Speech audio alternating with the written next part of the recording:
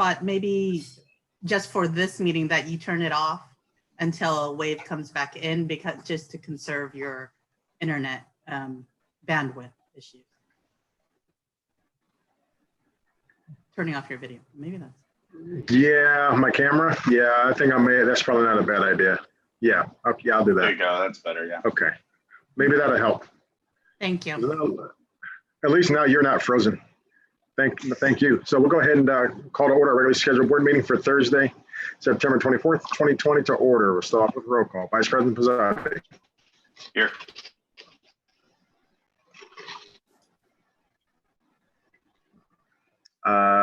Trustee Wong. Present.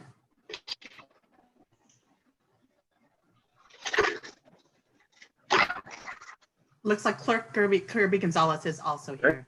President Jackson, if you want to. Trustee Alcala, I do not see.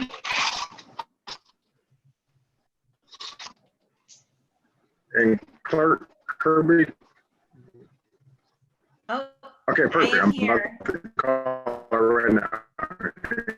Clerk Kirby Gonzalez. There she is.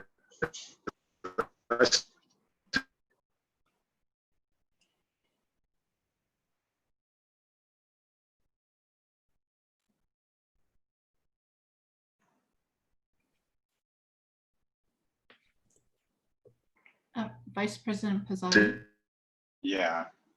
I'm wondering if you want to go ahead and continue facilitating, and then Sure. maybe we can move into closed session and see how we can address the internet here. Yeah, we'll do.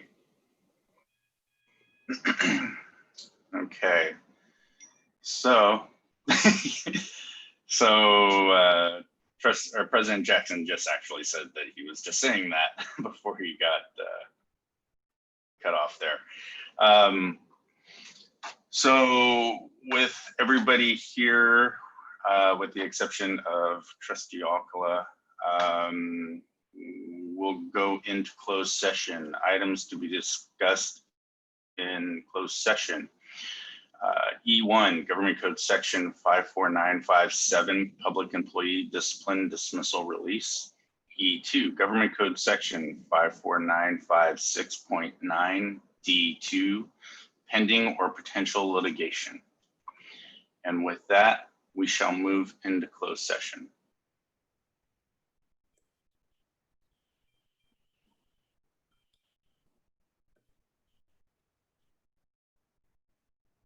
Yorgos, Yes, I'm here. did you have any public comments for closed session? No, I don't have any on file with me. Yeah, I don't either. Okay, I'll make sure that President Jackson mentions that. Great. Okay, thank you. I'll see you Thank you. soon.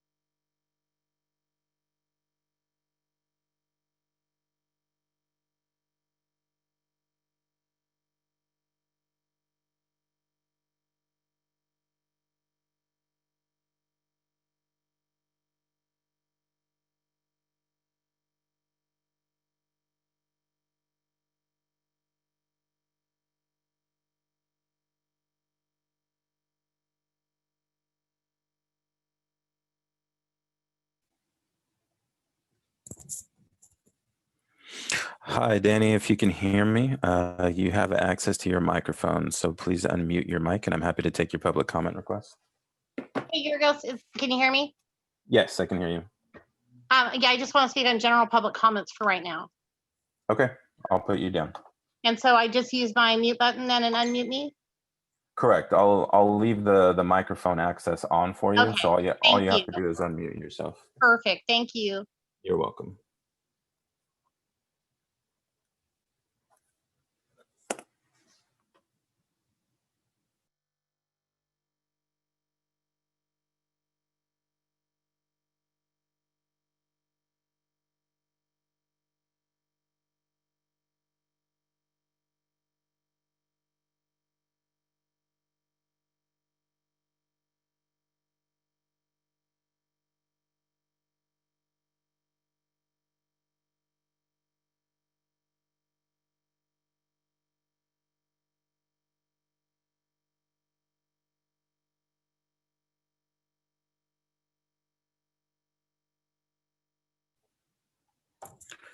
Doug, if you can hear me, I just want to let you know that you do have access to your microphone at this point, so that you can give your comment during the WSTA report.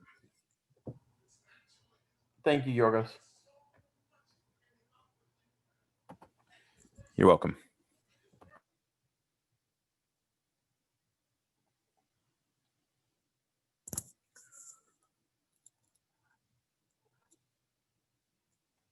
Good evening. For any members of the general public that would like to make a public comment tonight, you have a couple options available to you. One, you could click on the raise hand option on your webinar controls down on the bottom menu. To do so, by telephone, you can also press *9. As soon as you click on that control option for raising a hand, I will select your microphone and turn it on for you, at which point I'm happy to record your information. The other option is to type in your request in the Q&A feature, also located at the webinar controls band on the bottom of the screen. From there, I can also respond to you and let you know that the request was confirmed. The board is still currently in closed session and they will be back shortly. Thank you.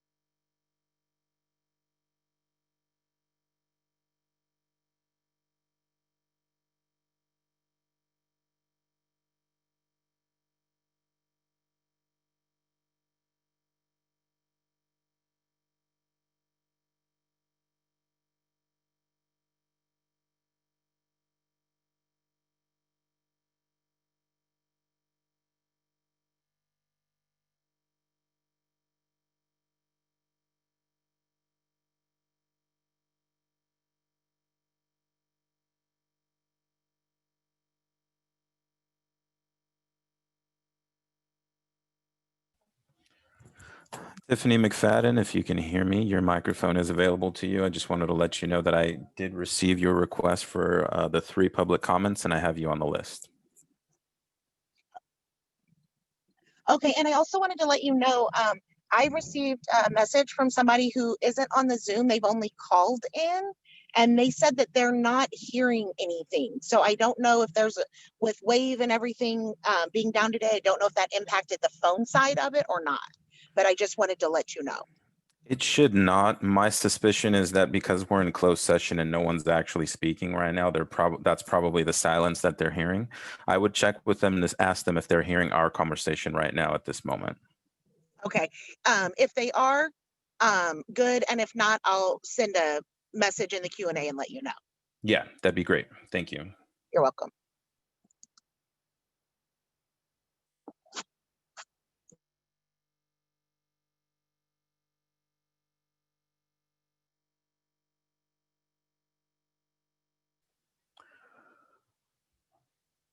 Hello, I have a telephone participant with the last 4 digits 3796. Your microphone is available to you, and I'm happy to take your request. Hi, this is Kimberly Muntink, and I'd like to leave a general public comment. Great, thank you. Thank you.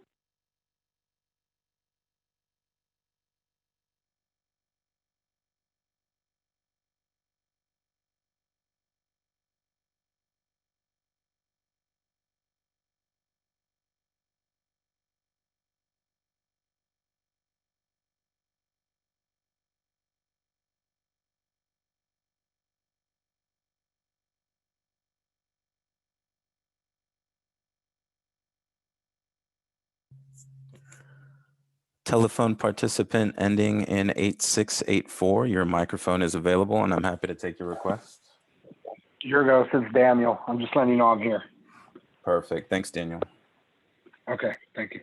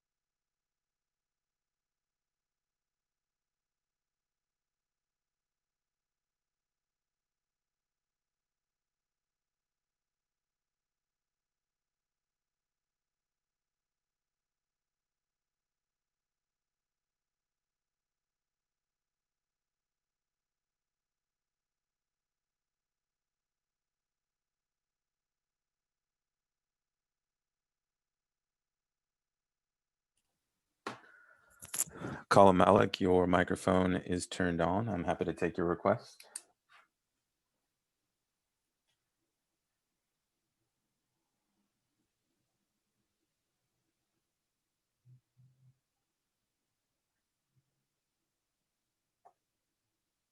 Yeah. Yorgos, are you there? Yes, I can hear you now. Okay, great. Thank you. Appreciate it. Sorry about that. Just public comments, please. Okay. You got it. Thank you. Thank you.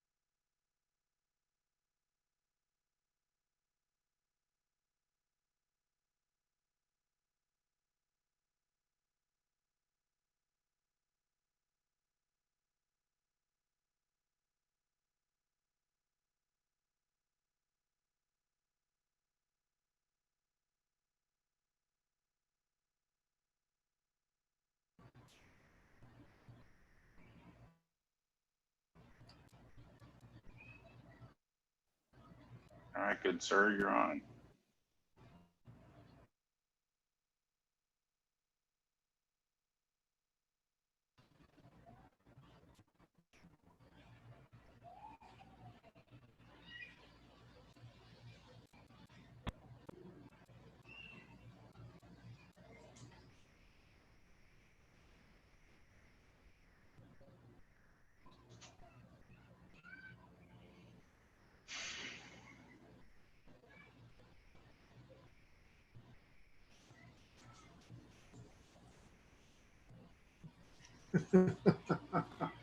Are you there? The struggle is real, President Jackson.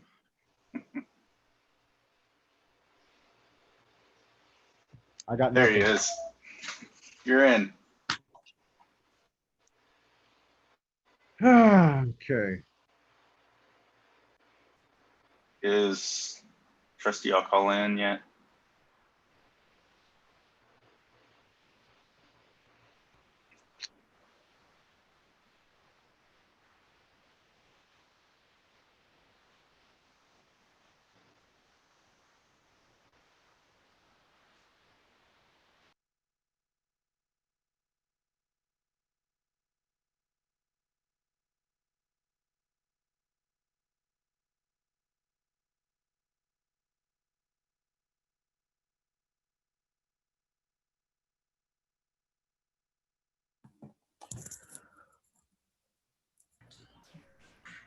Trustee Alcala, I believe your microphone is now unmuted. Can you please test it?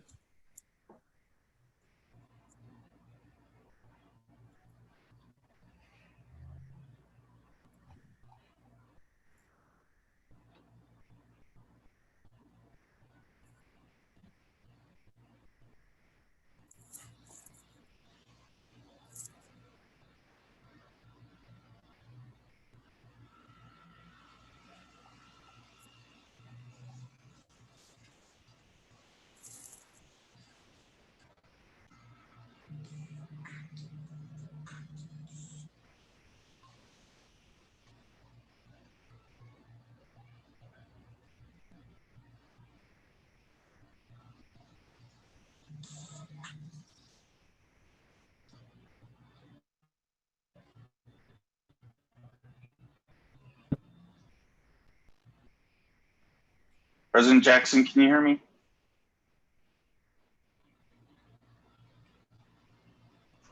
Okay.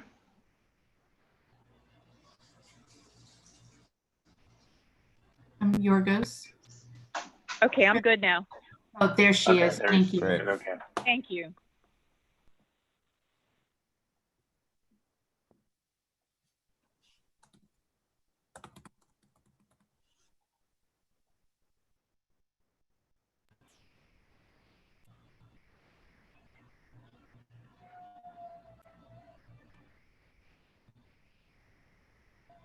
How's the internet doing, President Jackson? Can you hear us?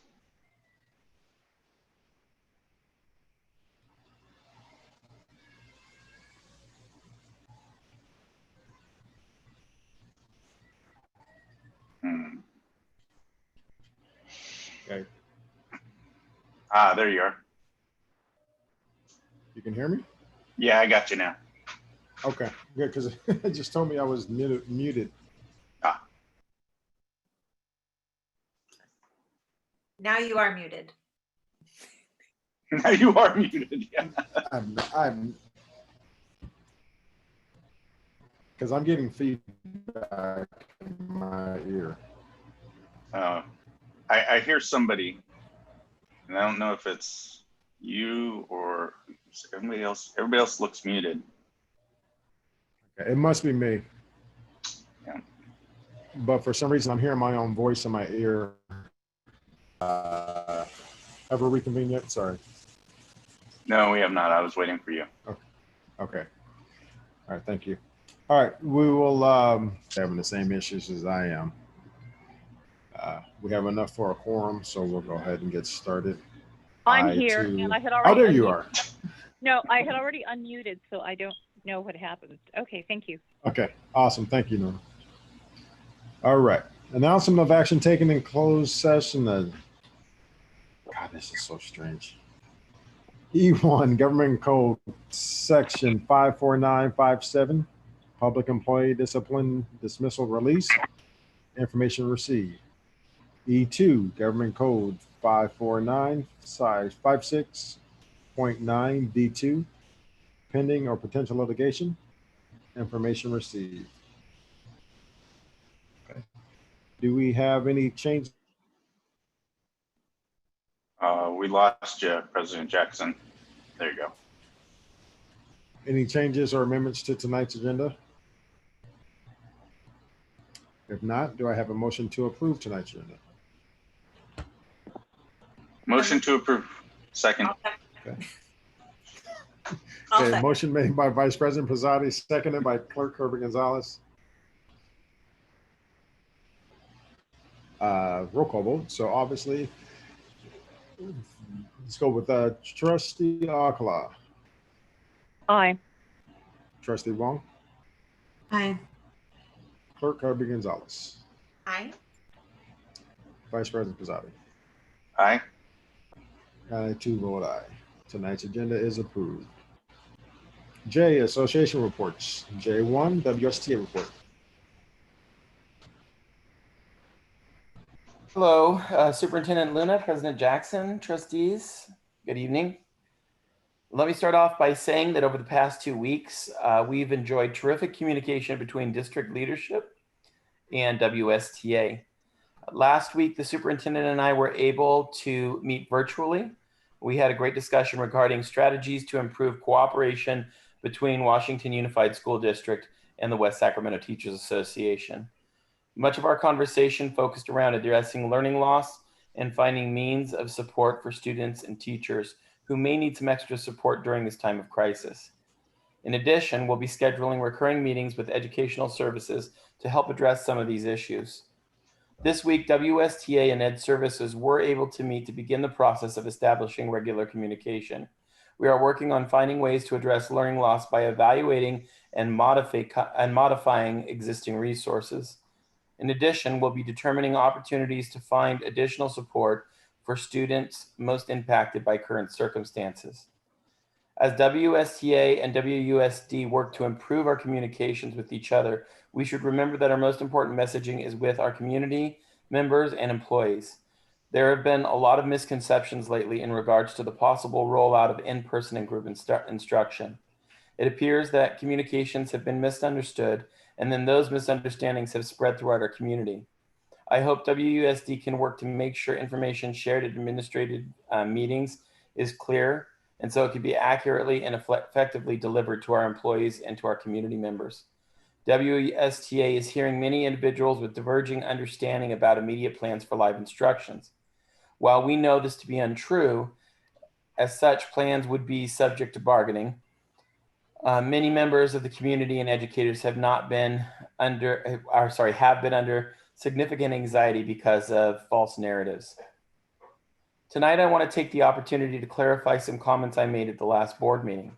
As I have previously stated, WSTA is committed to promoting hiring practices that identify and nurture internal talent. However, our primary interest is in finding the most qualified and dedicated individuals regardless of internal or external status.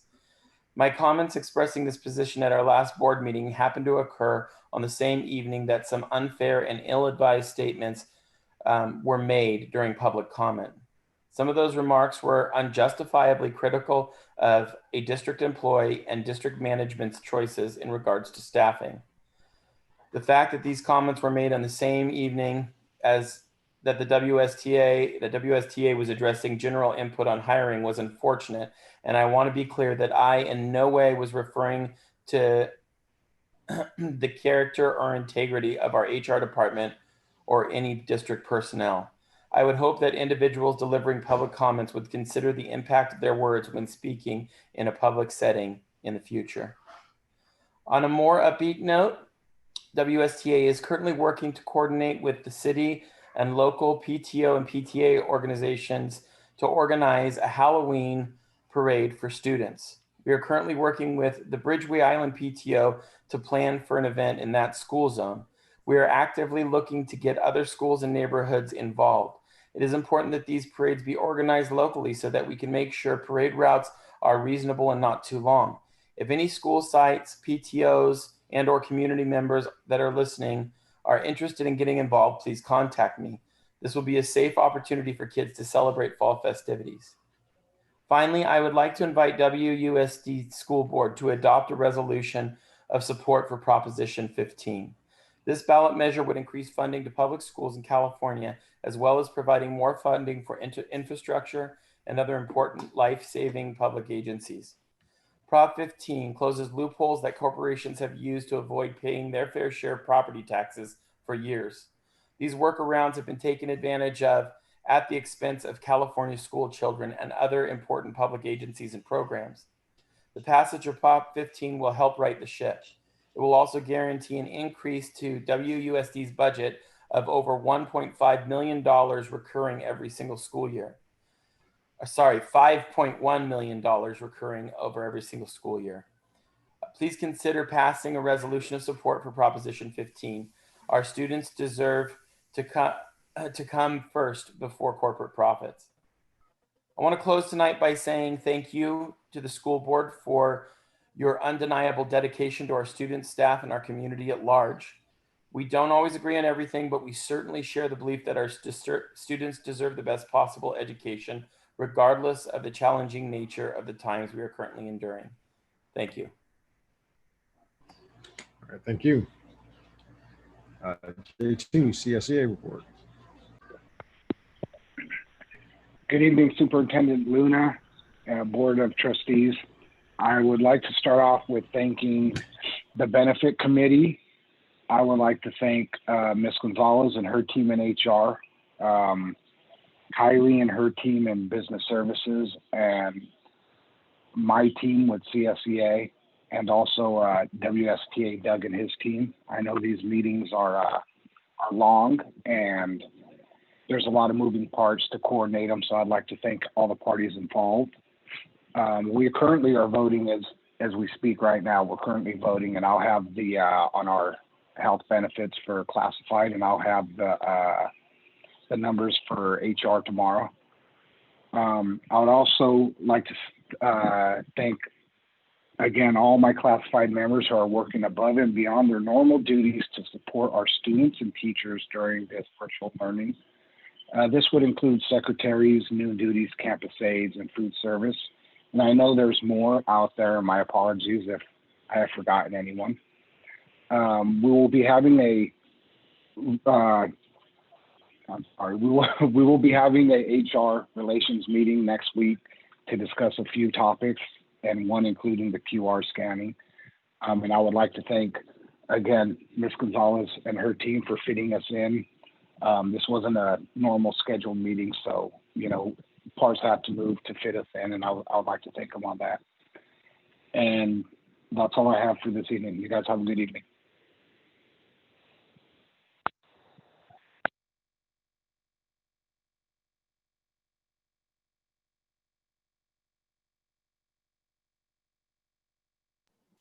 President Jackson, are you there? It looks frozen. Okay. I was just.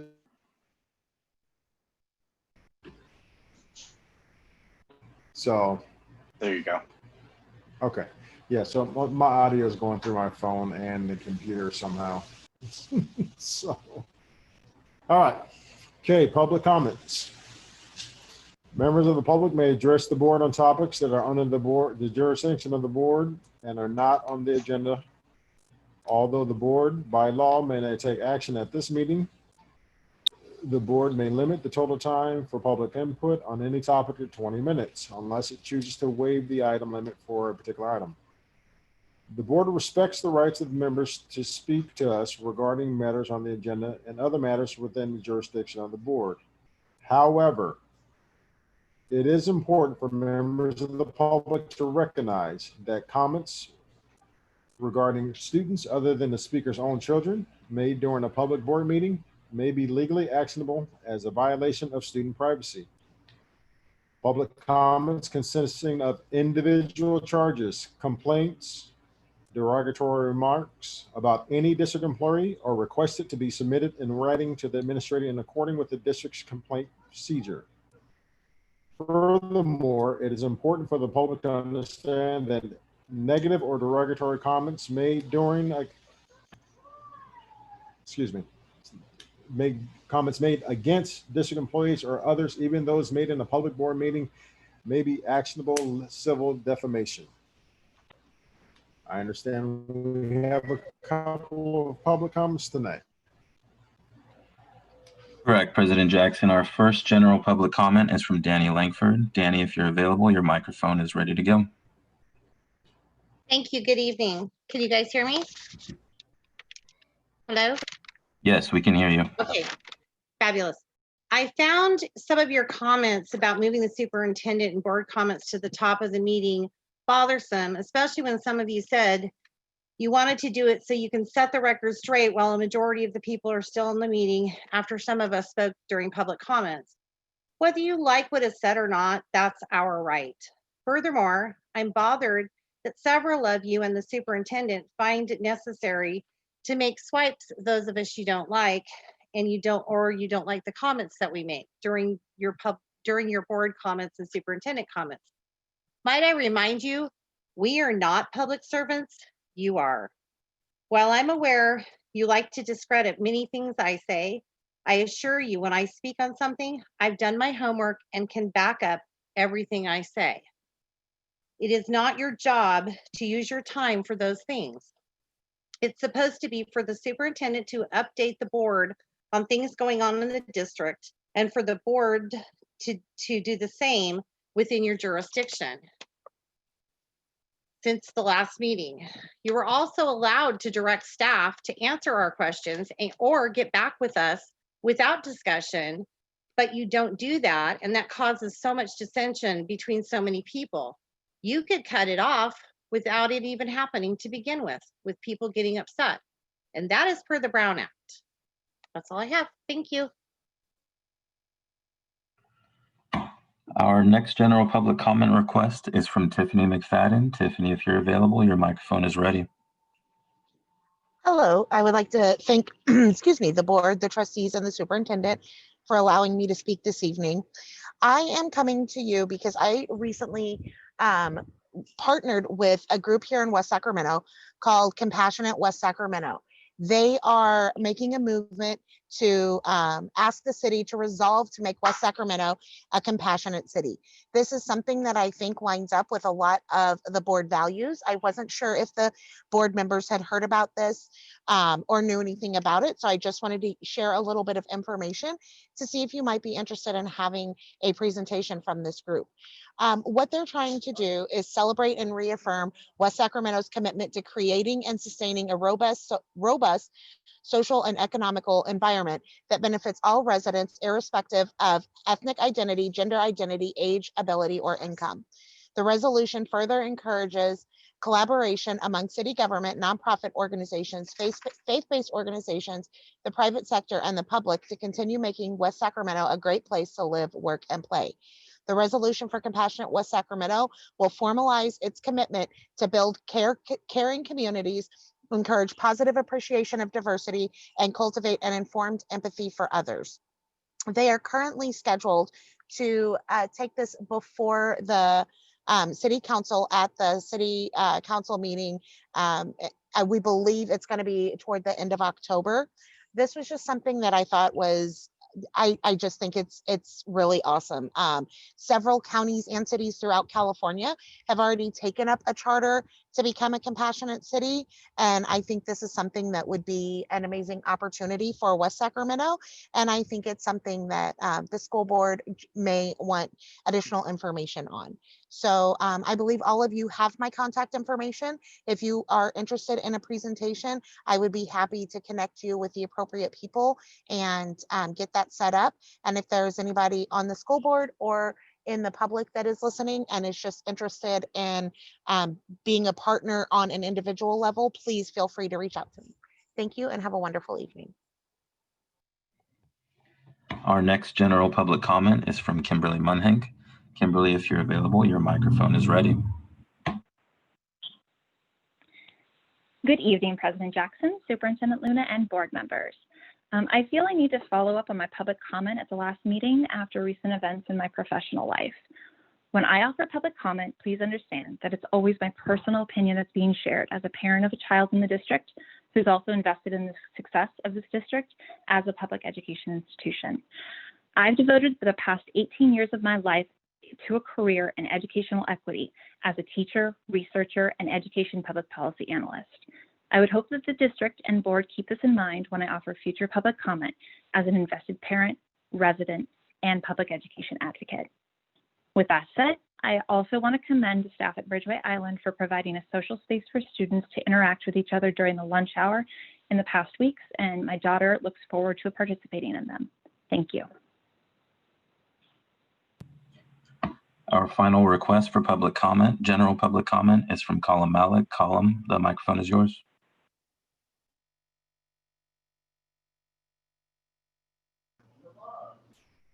Thank you. Good evening, members of the board, Superintendent Luna, and public. I come here tonight to briefly discuss comments that were made that were directed at both teachers, community, and staff last week. It was claimed that teachers and community have nothing better to do than find things to complain. This is completely dismissive, unprofessional, and condescending. A claim was made that potentially it was possibly even just human nature. How brazen and how rude during a time of crisis to equate human nature to people trying to resolve issues. Further, the claim was even changed later on from the wording, and I quote, aggressive, to complain, to call teachers, staff, or the public, people who are all vested stakeholders, aggressive, and then modify it to making complaint is dismissive and rude and really trying to walk back what your original intent was. It's unfortunate to hear that the board is so dismissive of concerns of teachers, staff, and community members, and that because, quote, we're in a good situation, that maybe we shouldn't complain. Anytime there's a situation where there's a room for improvement or an opportunity for improvement, it should be taken upon with gusto and vigor and seen to be made better. We are not in a good situation, and yes, we will be speaking out against this. Further, it was stated that professionals who can make it look easy must be really good at what they're doing and are quite professional. What about for those who feel that they are quite dismissed by these comments because it isn't easy and it isn't good and maybe they're actually struggling? Do you consider them not professional enough? Your words are callous, cold, and not very well thought out. Maybe if the board feels that no one wants to call in as well, which was stated, that's probably because the public doesn't want to be talked down to. And maybe the board should solicit for themselves both teacher and stakeholder input.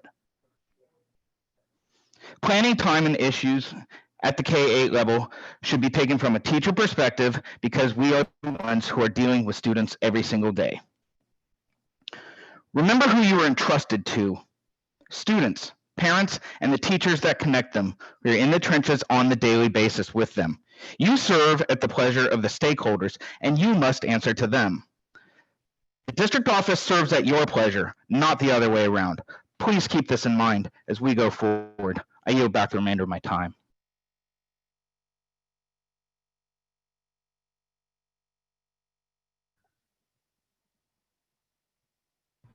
President Jackson, that was the final public comment request. Great, thank you. Okay, L, public hearing. There is no public hearing at this meeting. We'll move on to M, board and superintendent comments. Superintendent Luna. Good evening, President Jackson, Board of Trustees, our staff, and our community members on the meeting. I'll make my comments brief. I just have to find my paper here. Here we go. So it's really a reflection about today. Today's been a challenging day with more than half of the city of West Sacramento and the city of Woodland without internet access since this morning. I don't even think it's up yet. The impacts to business, and particularly our school setting during a virtual learning model, are heavy on top of all that our community continues to experience during this COVID-19. This morning, with the technology going out, the internet going out, it just added a whole nother layer of complication and anxiety to everybody.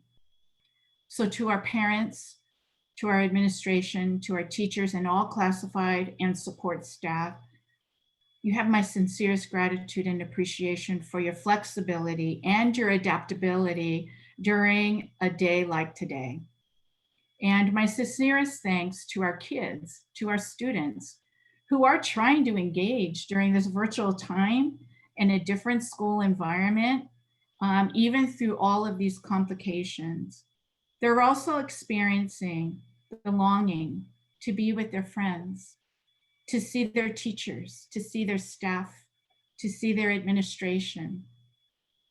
I think after 6 months of living in a time of where we have to be very, very cautious and overly abundantly cautious in regards to COVID-19 and have completely changed how we do our work, we're all missing that human connection. And that human connection is really the foundation of school. And we're missing that. These are still very tough times, and I urge everyone to please hang in there and to continue to work together. It's only through working together that we're only going to be able to make it through this tough time. As we continue through the rest of this meeting, there's a lot of work that's been created and reviewed by staff on a continuous basis, and everyone is working hard under very difficult circumstances. Later this evening, the board will be approving a resolution acknowledging Suicide Prevention Month. I would ask that we join the city of Woodland in their grieving and the mourning of a senior student who took his life 2 days ago. This is what I mean by this is a very tough time. We don't know what our kids are experiencing. We all are experiencing loss of human connection, of being with our peers, being with our students, being with our parents and seeing our families. And it's taking a toll on all of us. It's taking a toll on our children that we may not be aware of.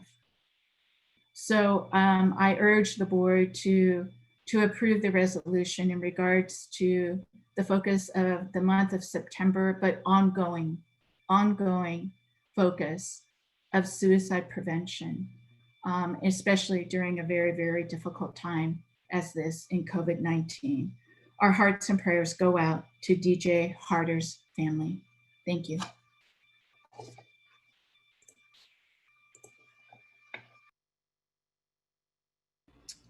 Trustee Alcala. Thank you. Can you hear me? Hello? Yes, we can. I'm sorry. I just want to make certain. I was talking into the phone last time and I was apparently on mute. I'm very saddened to hear about the death of another student. And I know it's been very difficult. I know for my granddaughter, and she's a high school student. She's juniors this year. And I remember my junior year, how much I enjoyed being with my friends, you know, getting ready for junior prom, sharing so many of those fun activities. And I know that we will, you know, adapt to changing situations here at WSD, that we will do what is necessary to make certain, you know, that our students in some way feel connected. And I want to thank the teachers and all the rest of the staff. I did want to mention something. Superintendent Luna made mention of the internet being out, and that's been very frustrating. My youngest son's in law school, and he had to go over to my daughter's way across town to be able to get into his classes today. So I just wanted to bring something up that I heard about. It's called Advanced Fund, and what Advanced Fund is, it's tied into a program called Reconnect. You apply for monies. There are $864 million out there for internet, and people think it's just in the rural areas, but it's actually for underserved communities. So I think this is something that we should explore. We have a wonderful grant writer, and I'm hoping that perhaps we can apply for this. This is something that is so necessary. We talk about equity, you know, in our schools. Well, can you imagine if we had internet for everyone and they didn't have to pay for it? This would be something that would be so helpful to everyone here in West Sac, but certainly to our students. And just I wanted to let everyone know, I had a call from a parent at Riverbank, and one of the Chromebooks that we had gone out, and the young student was very distraught. And thank you, by the way, President Jackson. I called you, and he volunteered to give a computer that he had, a laptop, but it wasn't necessary because immediately the student had, I got the call on Friday, and by Monday the student did have another Chromebook. And I know that we have Chromebooks on order, well over 4,000, so that, you know, our students will, you know, have the best technology available during this difficult time. And I'm just very pleased that we had such a quick response to make certain that the student, you know, did not miss out on her classes. So thank you to everyone who made that possible. And finally, I'm just going to say, I want to remind everyone about flu season coming up. I know people are in homes and they may not think, you know, it's quite as necessary to go out there and get that flu shot, but I really want to encourage everyone to do so. And that's all. Thank you. Thank you. Trustee Wong. Thank you, President Jackson. I think we had a couple of losses this week. And so again, thank you for the reminder of how short life is. I personally was touched and moved and saddened by the passing of Justice Ruth Bader Ginsburg, who opened the doors for so many women and women's rights and a lot before us. So I just want to honor that and her work, and I hope that we can honor that for all of our young daughters and behind us. I also wanted to appreciate the clarification from President Knapp regarding the comments, and so that really, you know, that was very helpful for me to understand where that was coming from. I can't say I wasn't disappointed in comments that were made based on questioning a person's qualifications based off of a maiden name. I myself took 2 years before I actually even changed my maiden name because I had a whole career based on my maiden name. We have worked hard to create transparency in all of our decisions. And we as a district and community can do better than this type of rhetoric because it undermines the leadership and quite frankly, the employees who are in those positions. In the 4 years that I've been here, it's usually women who are questioned about their qualifications publicly. And never the men who have relationships with certain departments or school leadership. So I just want to clarify that. And so I just wanted to share my disappointment in those comments made by the public and us allowing that to happen. On a more positive note, I'm actually really grateful that Daniel reminded us and thankful for all of the classified staff who have been on campuses and the learning centers, because I keep on hearing, you know, the benefits of learning centers. Even this past week at 5 a.m. in the morning that we opened up learning centers to a family with 7 kids and that they essential workers, who was trying to get there. And so I'm glad that we took the leap of faith and opened up learning centers to help our essential workers and our single parents and other, you know, homeless and foster youth. So kudos to our essential staff and again, also secretaries, janitors, et cetera, who've been on campuses from the beginning, really just pour their heart into it, feeding our families, all of that. I also had the benefit of bragging about Washington Unified School District on the front lines with Carl Cohen, who was a former State Board of Education director, as well as the former executive director for the California Collaborative for Educational Excellence. And so that was, it was listening back to kind of everything that we've done from that equity lens. We are not perfect, but we are headed in the right direction. And I am really proud of kind of our North Star, if you will. So we all have room for growth. And I am always open to being challenged and pushed and happy to have those conversations. So that's it for me. Thank you. Kurt Gonzalez. Thank you. I want to, along those lines, bring up that there is a grant right now that just came out. I think it was emailed to, hopefully out to school district superintendents. So if we can ask for more information about that. But there are many grants from Tony Thurman's office for Education to End Hate Initiative. And the applications are for a new anti-racism and anti-bias mini grants that are open, and they're up to $20,000 each. And so I would recommend that we pursue that or get some more information about that. It looks like it might fit in well with work that is already happening. And if we can get funding to get work that we're doing, then all the better.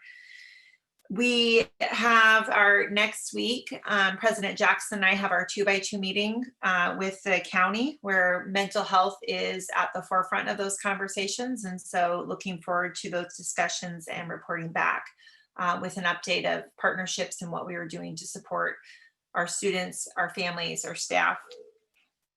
One thought as we looked into today, I know the internet challenges are frustrating for all.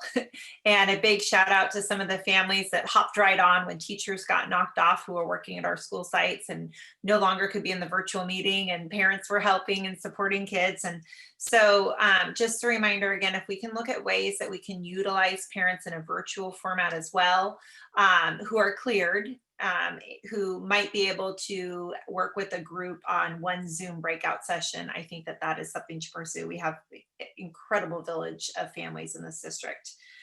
A thought too along technology, it wouldn't have helped today, but we have a lot of people working at school sites, helping and supporting families. But I'm thinking, could we be more efficient in that? Could there be a way where we instead have a district number that's called a district hub, a district ticket for tech? There was one that I had shared thinking it was a district-wide one and it was site-specific. Is there a way that I called the tech department? They were great. They were right on it, answering right away, knew my questions, where the person that answered my tech ticket was working hard but didn't. So is there a way that we can train some of our classified staff to support and to help and get them some training to be able to answer some of the questions that are coming through? So those are some questions I have. I know everybody's working very hard. Is there a way where we can maybe be more efficient in that work and more effective in that work? I appreciate all the parent universities every Wednesday. Those have been fantastic. And also with the Wi-Fi, I wanted to bring up, I know you have your 2x2 meetings, and I have seen conversations, and it's happened in Sacramento too, about Wi-Fi in parks. And I'm wondering if there are ways we can talk and explore ideas of Wi-Fi enhanced in some of our apartments in apartment complexes. Is that something that we can explore and look at how we can support some of our families there? And I think those are my most pressing pieces to share. I am very proud of this district and how hard that everyone works here. And this is a place where we take criticism, and that's how we grow, right? But putting down employees who work incredibly hard in a district where we are working to build up and we are working to promote. And that really became a practice about 5 years ago of how can we better train employees? How can we get them to grow into positions here rather than when there's an opening, the most qualified candidate is external? And now it's been pretty exciting to see that they're internal candidates often, and very grateful for all of our staff and very supportive of them. And as we think about that as a community, how we talk about our district, how we talk about people as individuals matters. If there's policy pieces you want to talk about, let's talk about that. But we need to really be mindful when it's individuals, and I stand by the decisions that we make. And I'm very, very proud of this district and the processes that are followed in hiring and the people that we are getting, because we have phenomenal people here. And I'm grateful for the work that they're doing every single day on behalf of all of our children and all of our employees. Thank you, Vice President Pizzotti. Yeah, hard to follow trustees' Kirby Gonzalez and Wong after those great comments. I'd like to echo much with what was said there. You know, I was really disappointed after some of the public comments that were made last board meeting, and Trustee Wong was right that many of these comments are targeting women, and it's just unsettling to me. You know, why is it the women that get targeted? Why isn't it the men that these comments are aimed at? So, you know, I understand, you know, people may have issues with some of the personnel decisions, but if you have a complaint, submit it in writing.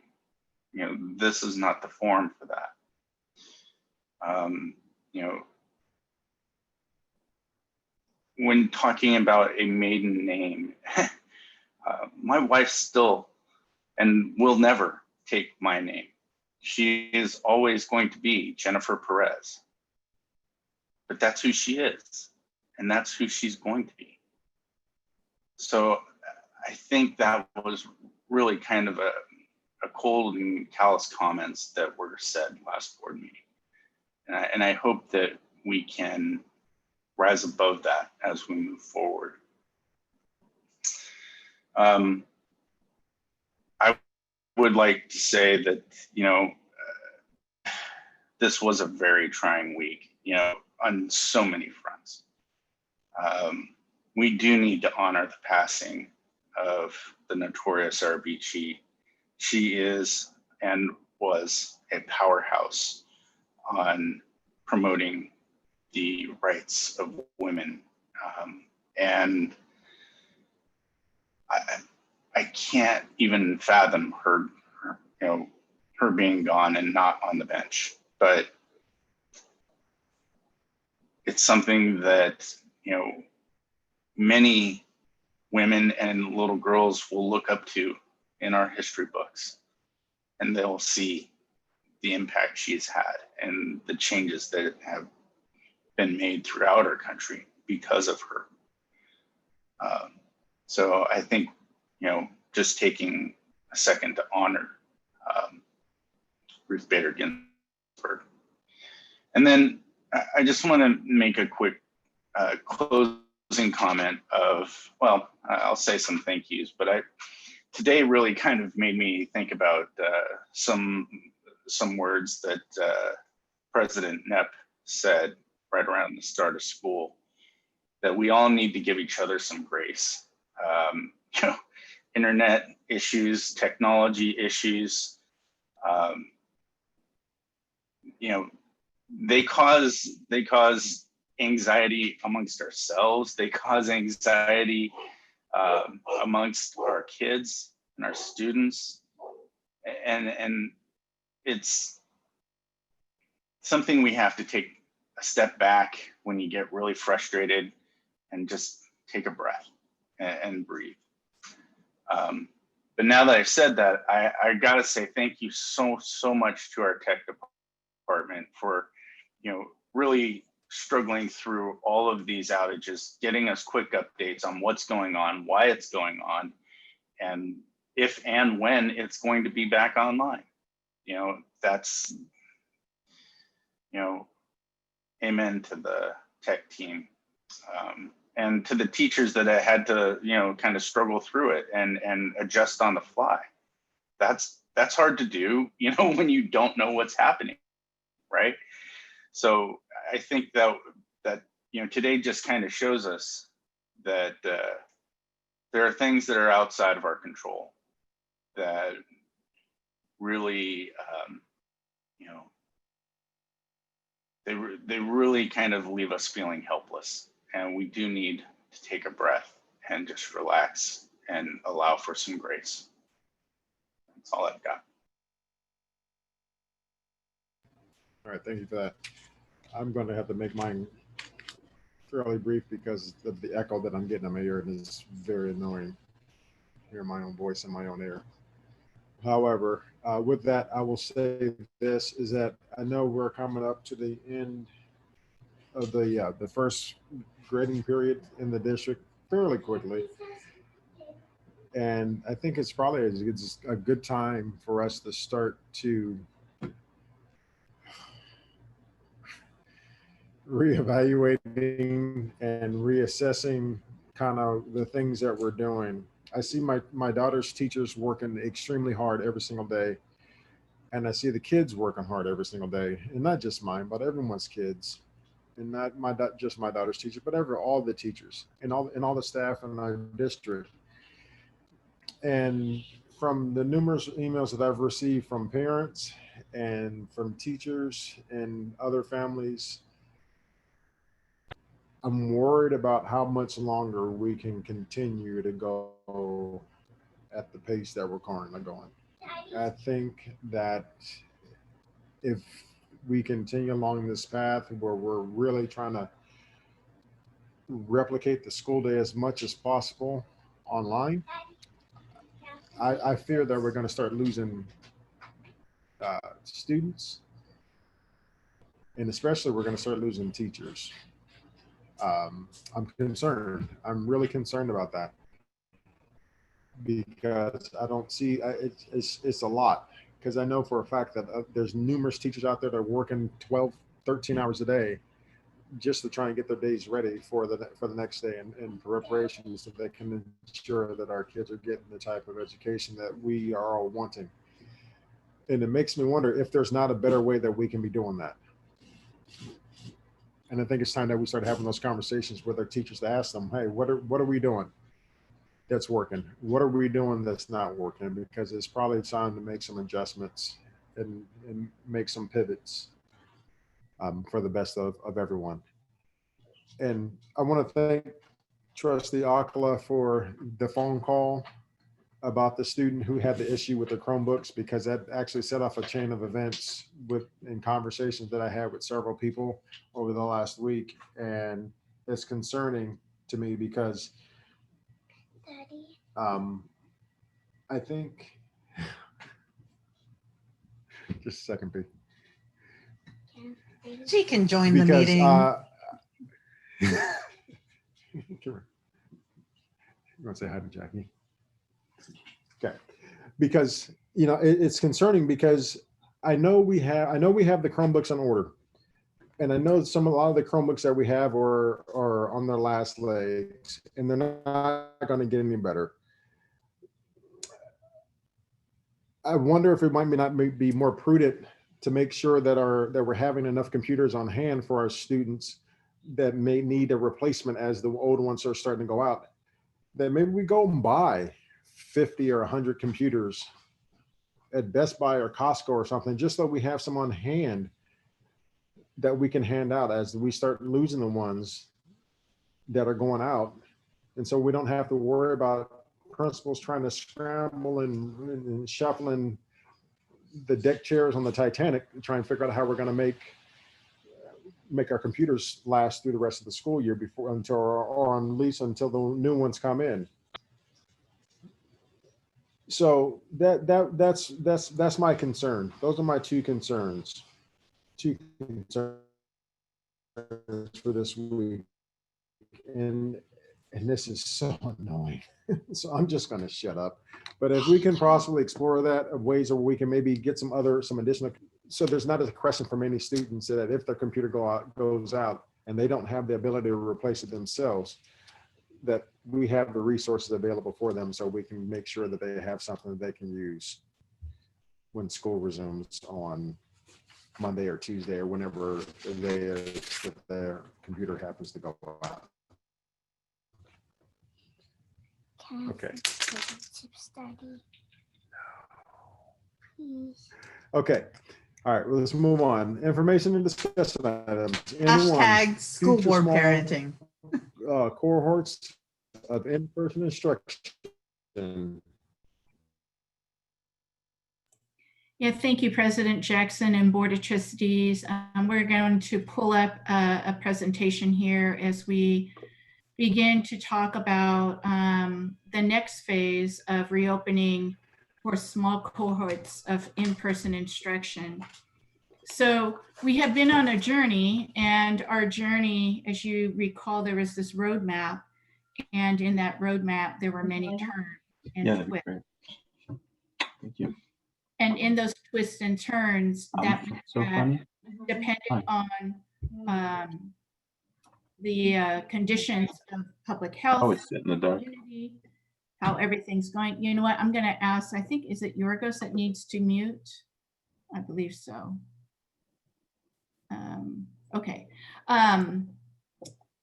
That we've been on this journey. So just as a reminder, we opened our school year with 100% virtual learning, and we are in a cycle of constant planning.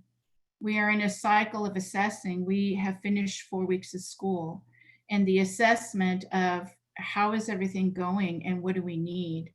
I met this week with the technology department, and thank you. I think it was Trustee Pizzotti who mentioned a shout out about the technology department, because their work has changed as well. Everybody's work has changed.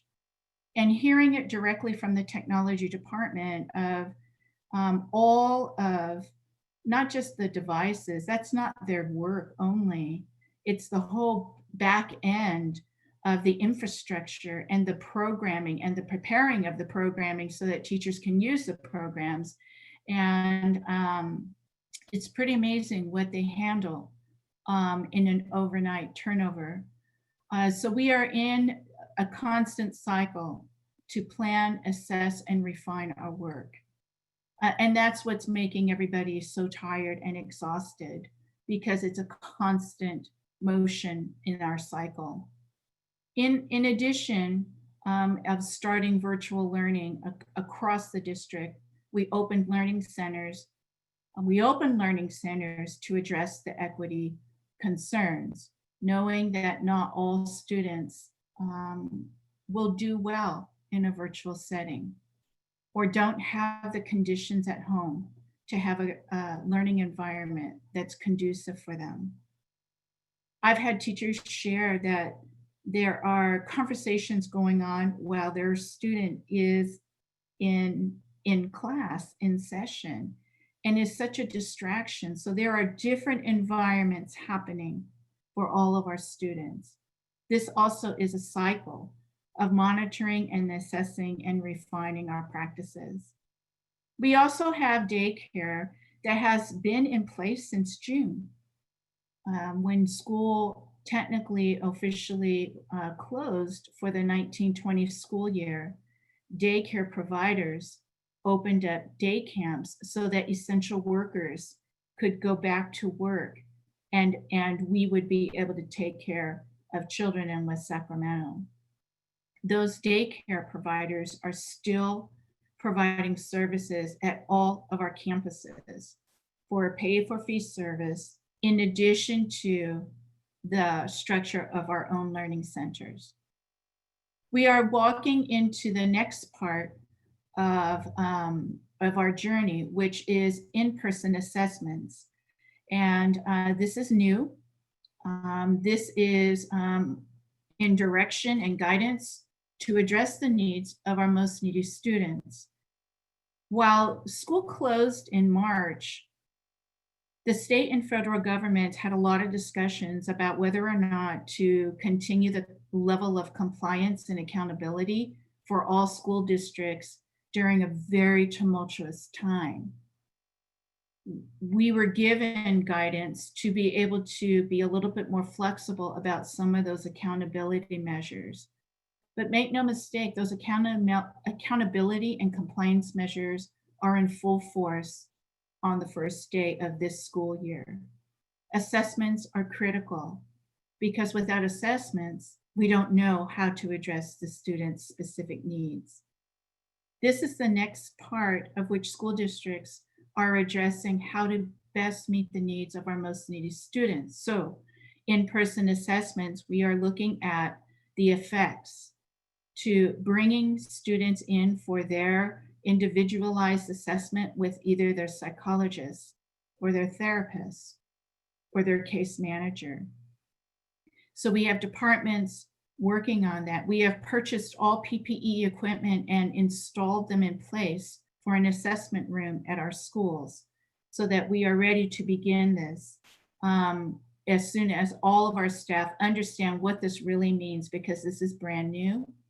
And we have walked this very gently in terms of not implementing in-person assessments on our first day of school.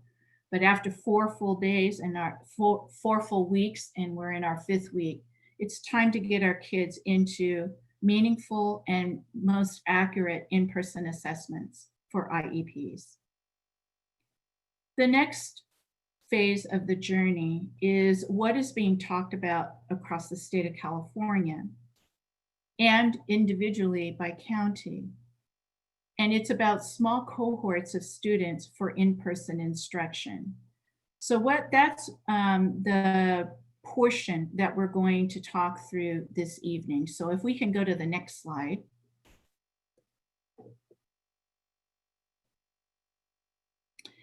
Just a reminder that right now in Yolo County, we are actually on the brink of moving to the substantial tier according to the state's guidelines of COVID-19.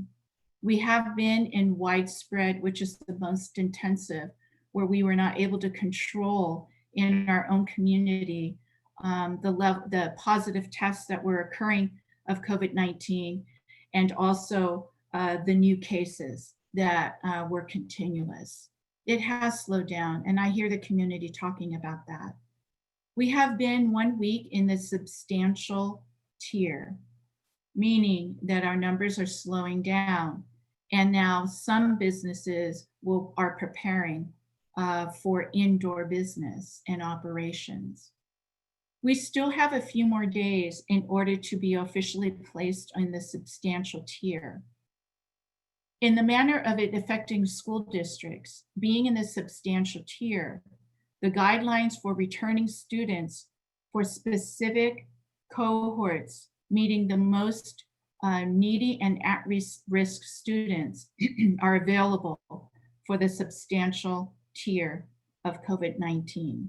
So let's talk about what that looks like in the next slide. So again, going back to the purple, where we've been is that in-person services and instruction has not been approved.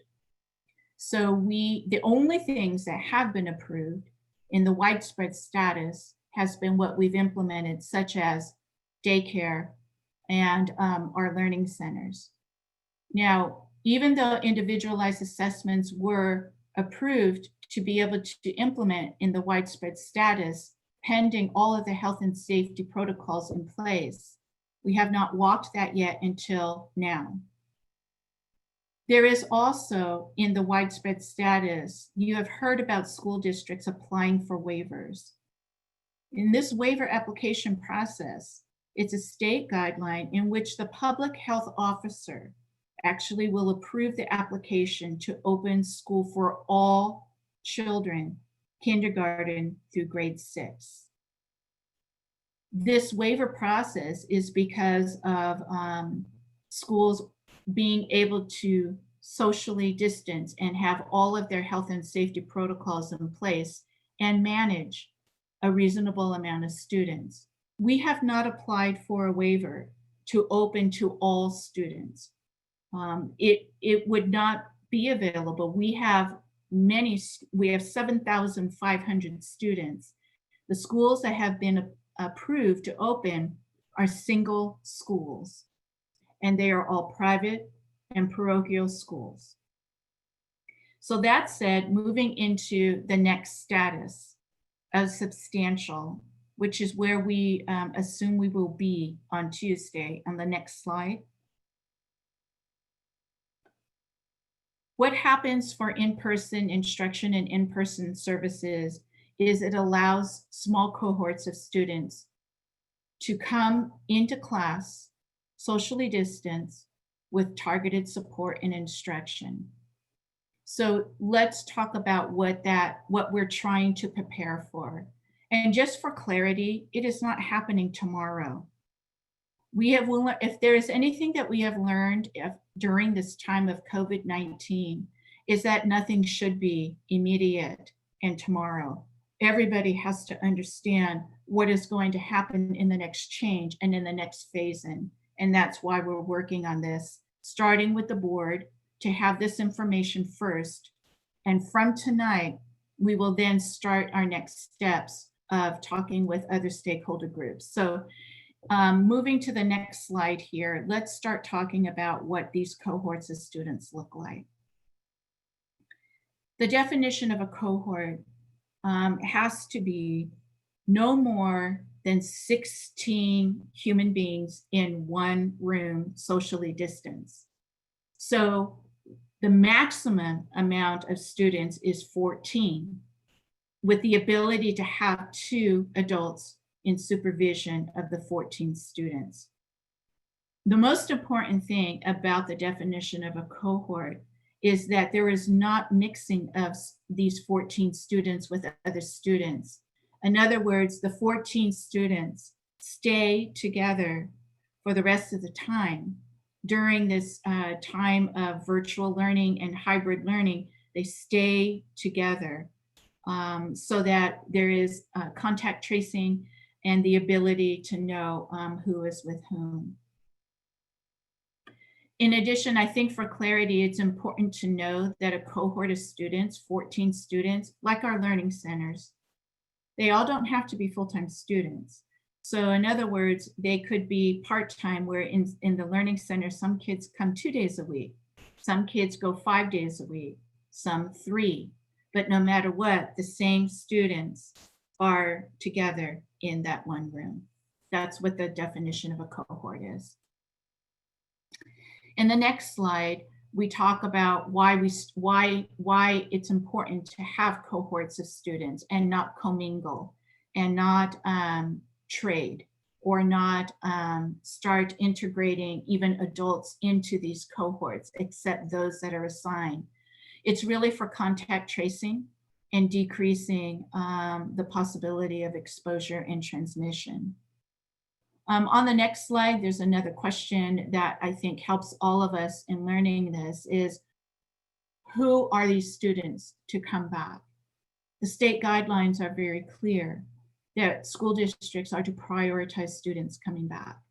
Students with severe disabilities and needing of special services. Students who are in transition or considered homeless. When we talk about students identified as English learners, it's not meant for all English learners. And we're going to talk about what our students look like in terms of looking at cohorts of students for English learners.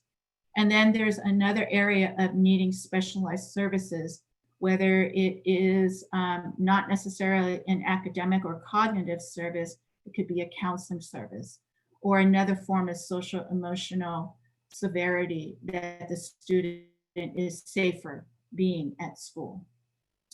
On the next slide,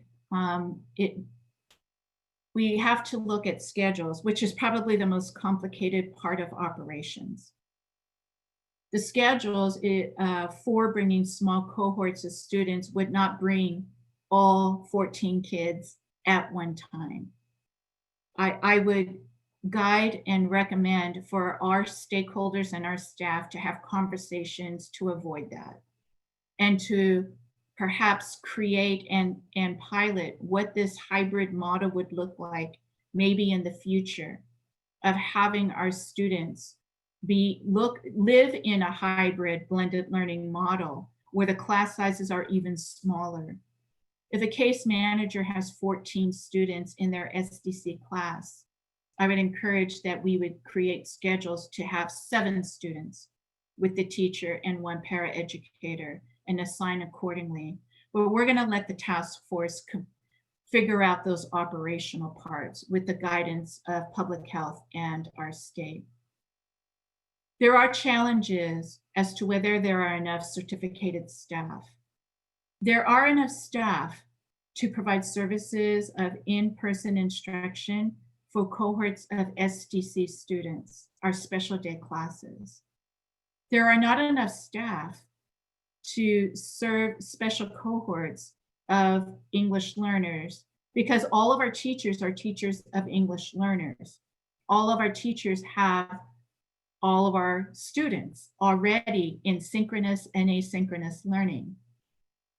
So there is another complication and a challenge that the task force is going to have to really think through in terms of bringing back a cohort of English learners, what certificated staff and qualified staff are able and free to do that.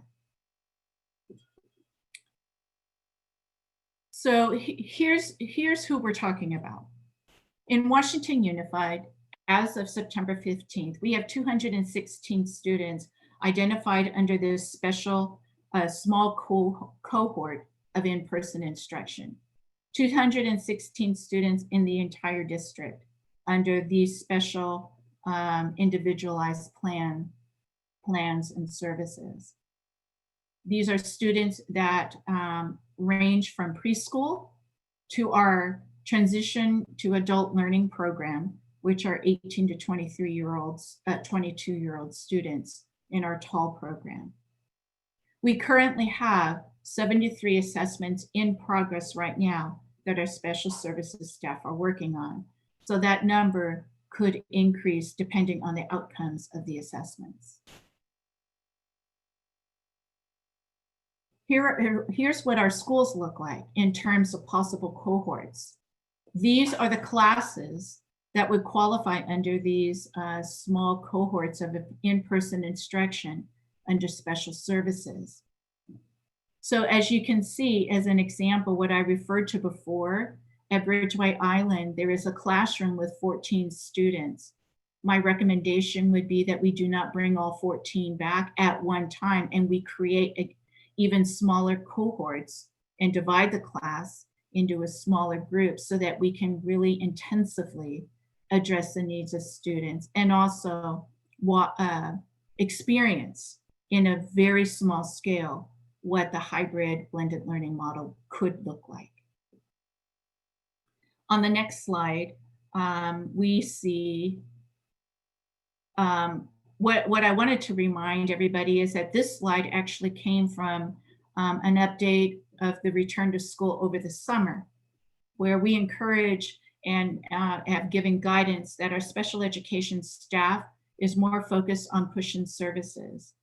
So all of our para-educators are pushing in right now. So we're not necessarily taking students out of their core instruction to receive specialized services. That's what we're trying to avoid, because we want our students, while they're in virtual learning, to be with their peers, to at least see them in the virtual model and also be with their homeroom teacher. But we are pushing in services, and our paraeducators are true champions. They have really stepped up and taken paraeducator services to a whole nother level in supporting our kids.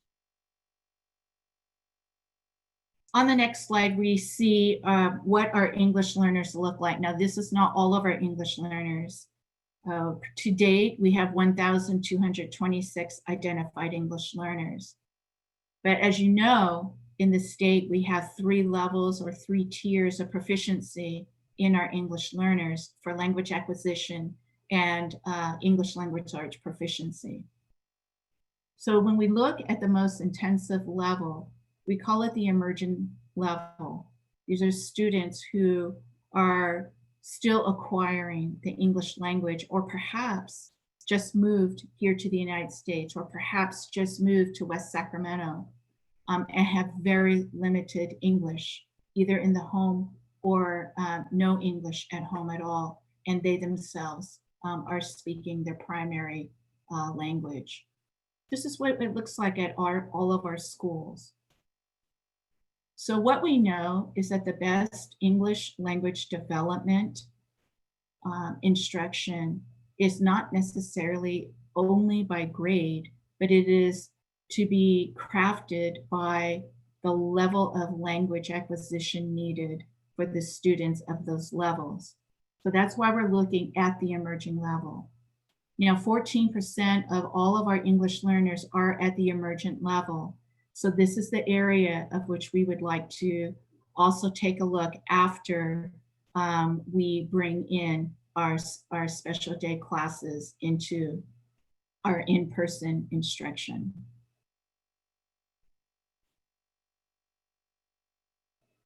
We also want to look at our foster and homeless youth.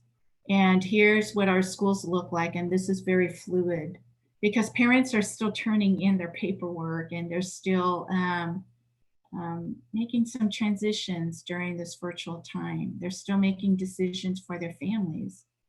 We're still getting new families. We have families that have chosen to maybe go to other learning environments, whether it's parochial or charter or not at all right now, and doing other things for their families.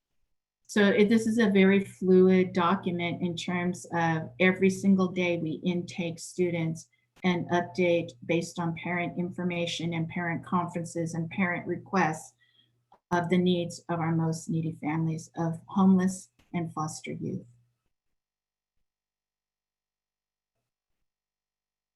Here's our next steps when we talk about small cohorts of in-person instruction. First, we need to remember that Yolo County is still in waiting to officially be put in the substantial tier for COVID-19. Now, we hope to be officially in that tier on Tuesday. After Tuesday, we would still have to live 14 days without any setbacks in order to bring students back in small cohorts of in-person instruction.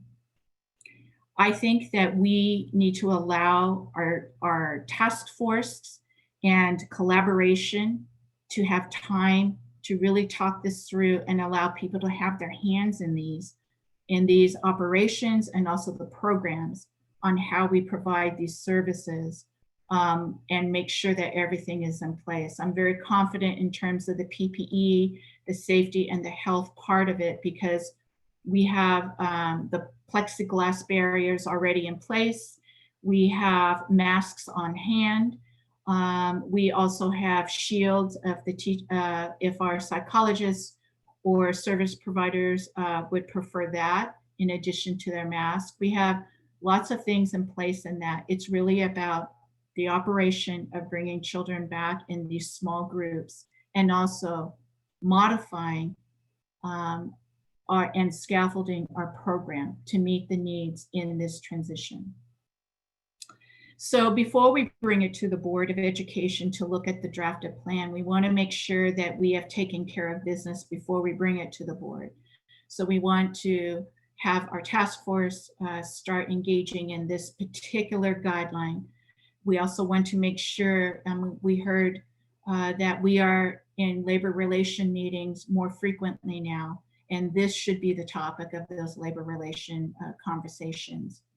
We also want to make sure that those affected most in these cohorts are the ones that are part of drafting the plans and the schedules with educational services. And before we bring a drafted plan to the Board of Education, we want to make sure that our county public health officer also has seen our draft and also put a blessing on it. The public health officer is the one that is approving the waivers for bringing students back. And we are directed that we are to send our drafted plans and proposals to our county health officer. So that's a conclusion of just what small cohorts of in-person instruction is about. And so at this time, I don't know if we have public comments before the board discusses. So President, yeah, we do. We have one public comment. Correct. We have one public comment. Tiffany McFadden, your microphone is available. Thank you, Yorgos. Thank you, Linda, for the presentation. Excuse me. I'm actually really excited to see that we're getting to a point where we can start to move forward and make some changes. As President Jackson said, I think that, that's going to be necessary for a lot of people. I do have a whole lot of questions, and I know those may not be answered. the board may have some of the same questions. I know it's not something that's going to happen right away, but I'm curious if the, what the timeline is. Are we looking at weeks, months? Just because I'm curious. If some students are in the cohort only part-time, how does that impact contact tracing? Does the school or the district know where those students are on the other days to help with contact tracing? If cohorts return in a blended model with one teacher having 2 cohorts, what happens with like if they're in excuse me, if they're in a cohort for half the day, I'm curious what the rest of their day looks like, if it's synchronous learning or asynchronous learning, or what happens with that. And if our children fall into these categories, are we required to send them back in the small cohorts? I'm also curious what stakeholders will be included in the task force. And as you kind of brought up, how is this going to impact teachers? Because teachers already kind of have a full workload, and will they be teaching both small cohorts, I cannot say that word, and virtually? And will this have any impact on students who are remaining 100% virtual if teachers are kind of splitting their time? So while I do think this is a good thing, and I understand it is still a work in progress, those are just some of the questions that I have. Thank you. Thank you. Trustee Alcala, any comments, questions?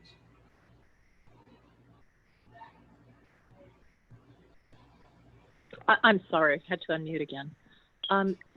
No, I think we're moving in the right direction. I just wanted to say that we're starting to see some movement. I know that I saw on the news that cases were coming down. I think it's because we have been very cautious and careful with the approach that we've used.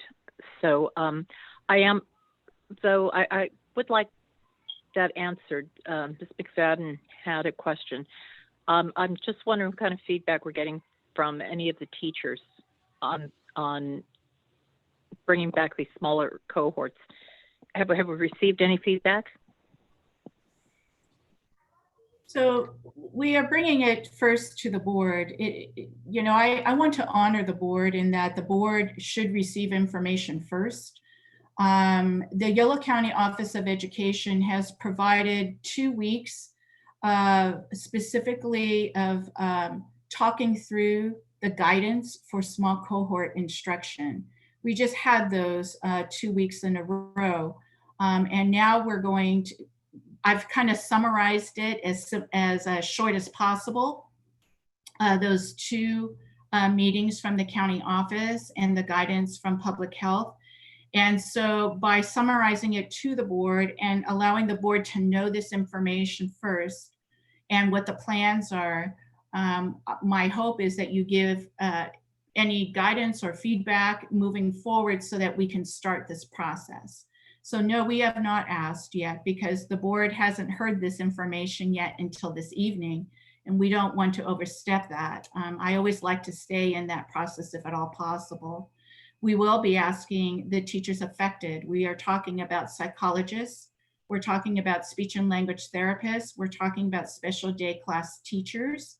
And we're talking about paraeducators and other support staff that are with that. So we will make sure that all of the questions or their needs are met during this time of discussion.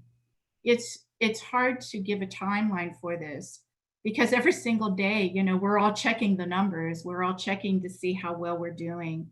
While our trend has been very positive and very good,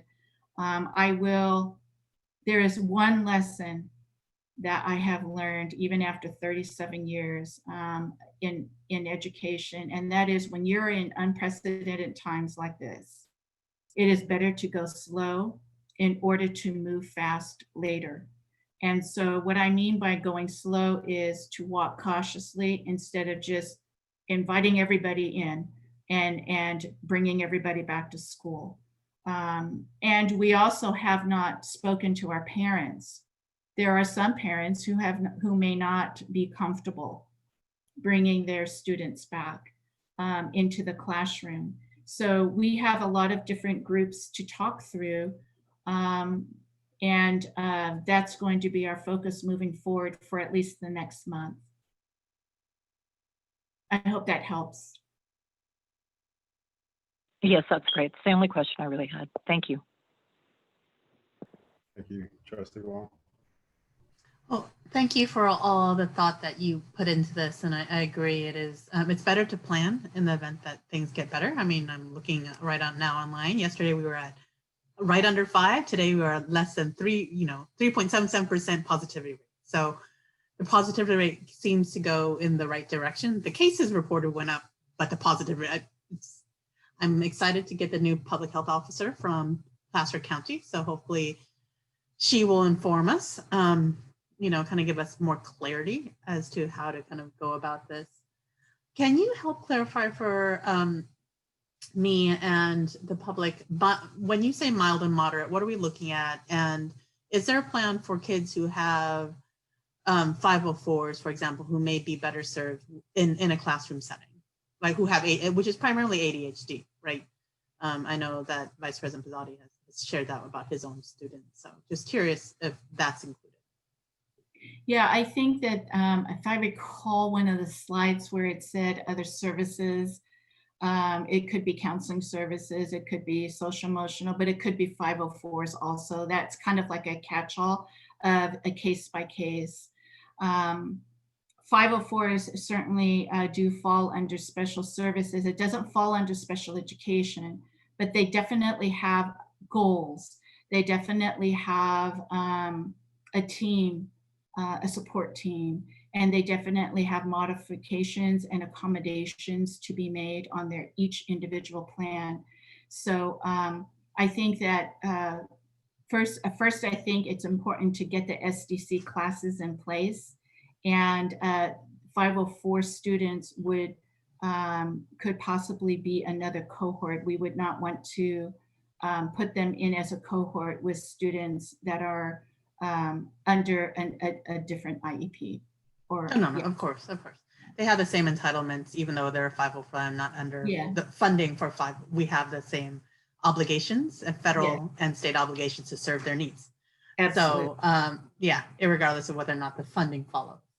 And so I don't know if you, yes, and I agree about SCC. They've actually been on my mind a lot because a lot of times they are themselves are vulnerable. And so they are likely, they might opt out. I think, I don't know if it was somebody else's, your comment that they may opt out of being in person, or they may not, but at least we would provide them the option of being in classroom. So did you answer the question about mild and moderate? What categories are we looking at, mild and moderate? Yeah, so I put that on there because mild and moderate has, I believe the special services staff, that their credentials identify whether they are able to teach mild or moderate, and also moderate to severe. So if a teacher is credentialed only in the mild or moderate, they really are not, it's not that they're not qualified, but according to their credentials are not to be placed under the moderate to severe. So that's why we have it separated out that way. But also in the severity of the needs of our students. Now we do have some students who are more severe than our moderate to severe students that that go to Greengate School, which is in Woodland. So we kind of wait to find out what our students who will be transported there, what Woodland is going to be doing in opening up their in-person instruction. So it has to be a collaborative model, and the County Office of Education, the SEPA, also has classes with us. So it's a very collaborative model of Yolo County Office and Woodland, and then ourselves. So just for the public, mild to moderate has different needs than the moderate to severe. Mild to moderate, if a student is identified under mild to moderate, sometimes we look at the IEPs and wonder if it's if they could be a push-in model for that student to meet their needs, so that they have more time with other peers. So it really depends on the case by case, but it's separated out in that manner for credentials and the severity of the individual student's needs.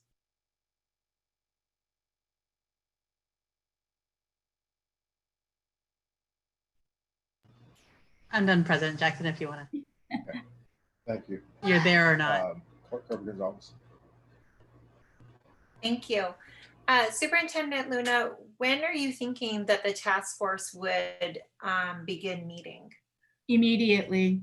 Okay. Immediately. Yeah, probably not tomorrow, because I know that I know that they've been looking back on the work groups that were in hybrid and virtual. But what we want to make sure is we're inclusive of parents who were working in those work groups who may be affected by this through special services, because their lens, they live a different lens.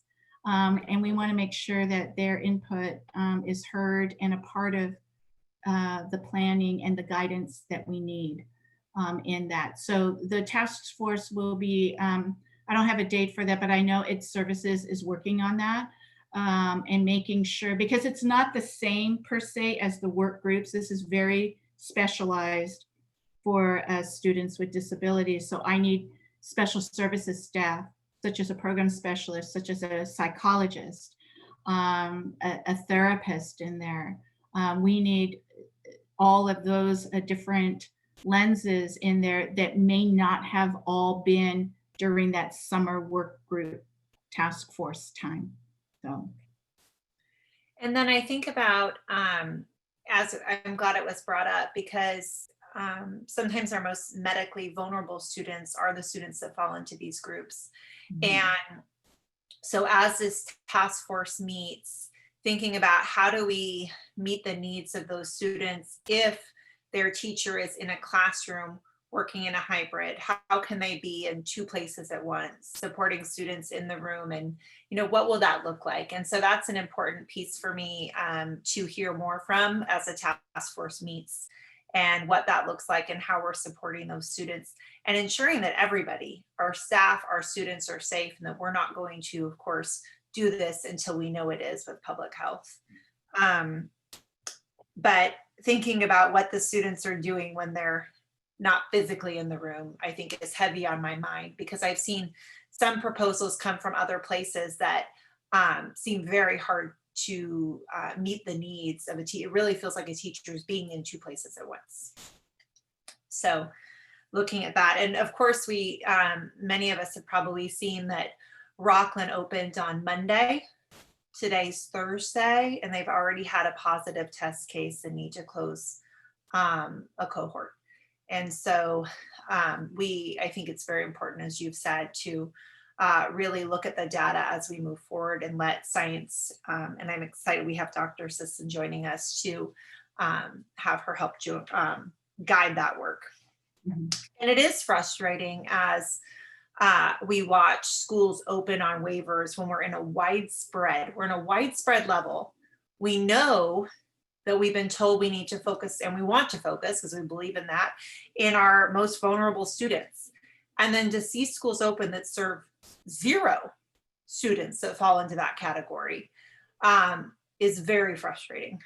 And I think it just speaks to inequities and not a well thought out plan, to be frank. Not of our doing and not of our fault, but it's frustrating to see that from this lens. And of course our parents wonder and they ask, as do our teachers and others, of the inequities that they see in that. So I wanted to make that point. And so I brought up the students opting out, the work that they would be doing when they're not there, when we have the task force convening. I think that those are my most pressing pieces that I look forward to hearing more from later. A member of the community just yesterday said to me, when will schools open? I was standing masked at a distance, and they were not. They were having a street party. And so I want to make the really big plea to our community as well. We've overall been doing a good job, but it takes all of us to simply wear masks, practice social distancing. You can be outside seeing people, but practice it within the guidelines, and it will help all of us to be safer. This is COVID only spreads when there's a host, and it can go person to person. And if we're all doing our part to help to minimize that, it will help our community greatly. So thank you very much. Vice President Pizzotti. Yeah. So Trustee Kirby Gonzalez kind of touched on what I was going to say. It's interesting that Yolo County has authorized the waivers of 7 schools, all of them fee-based schools. They all cost money in order to attend. And I'm thinking about the incredible inequities of that. And there's generally one common thread through that is the not only do they all have to pay to get an in-person education, they have to go, or they don't have to negotiate with the teachers union, and that's because they don't have them, right? It really looks pretty callous to see these institutions show so little regard for their teachers' health and well-being. And I mean, there's one in West Sacramento that was just approved, and it really frustrates me to see this private school willingly sacrifice the safety of their teachers and staff.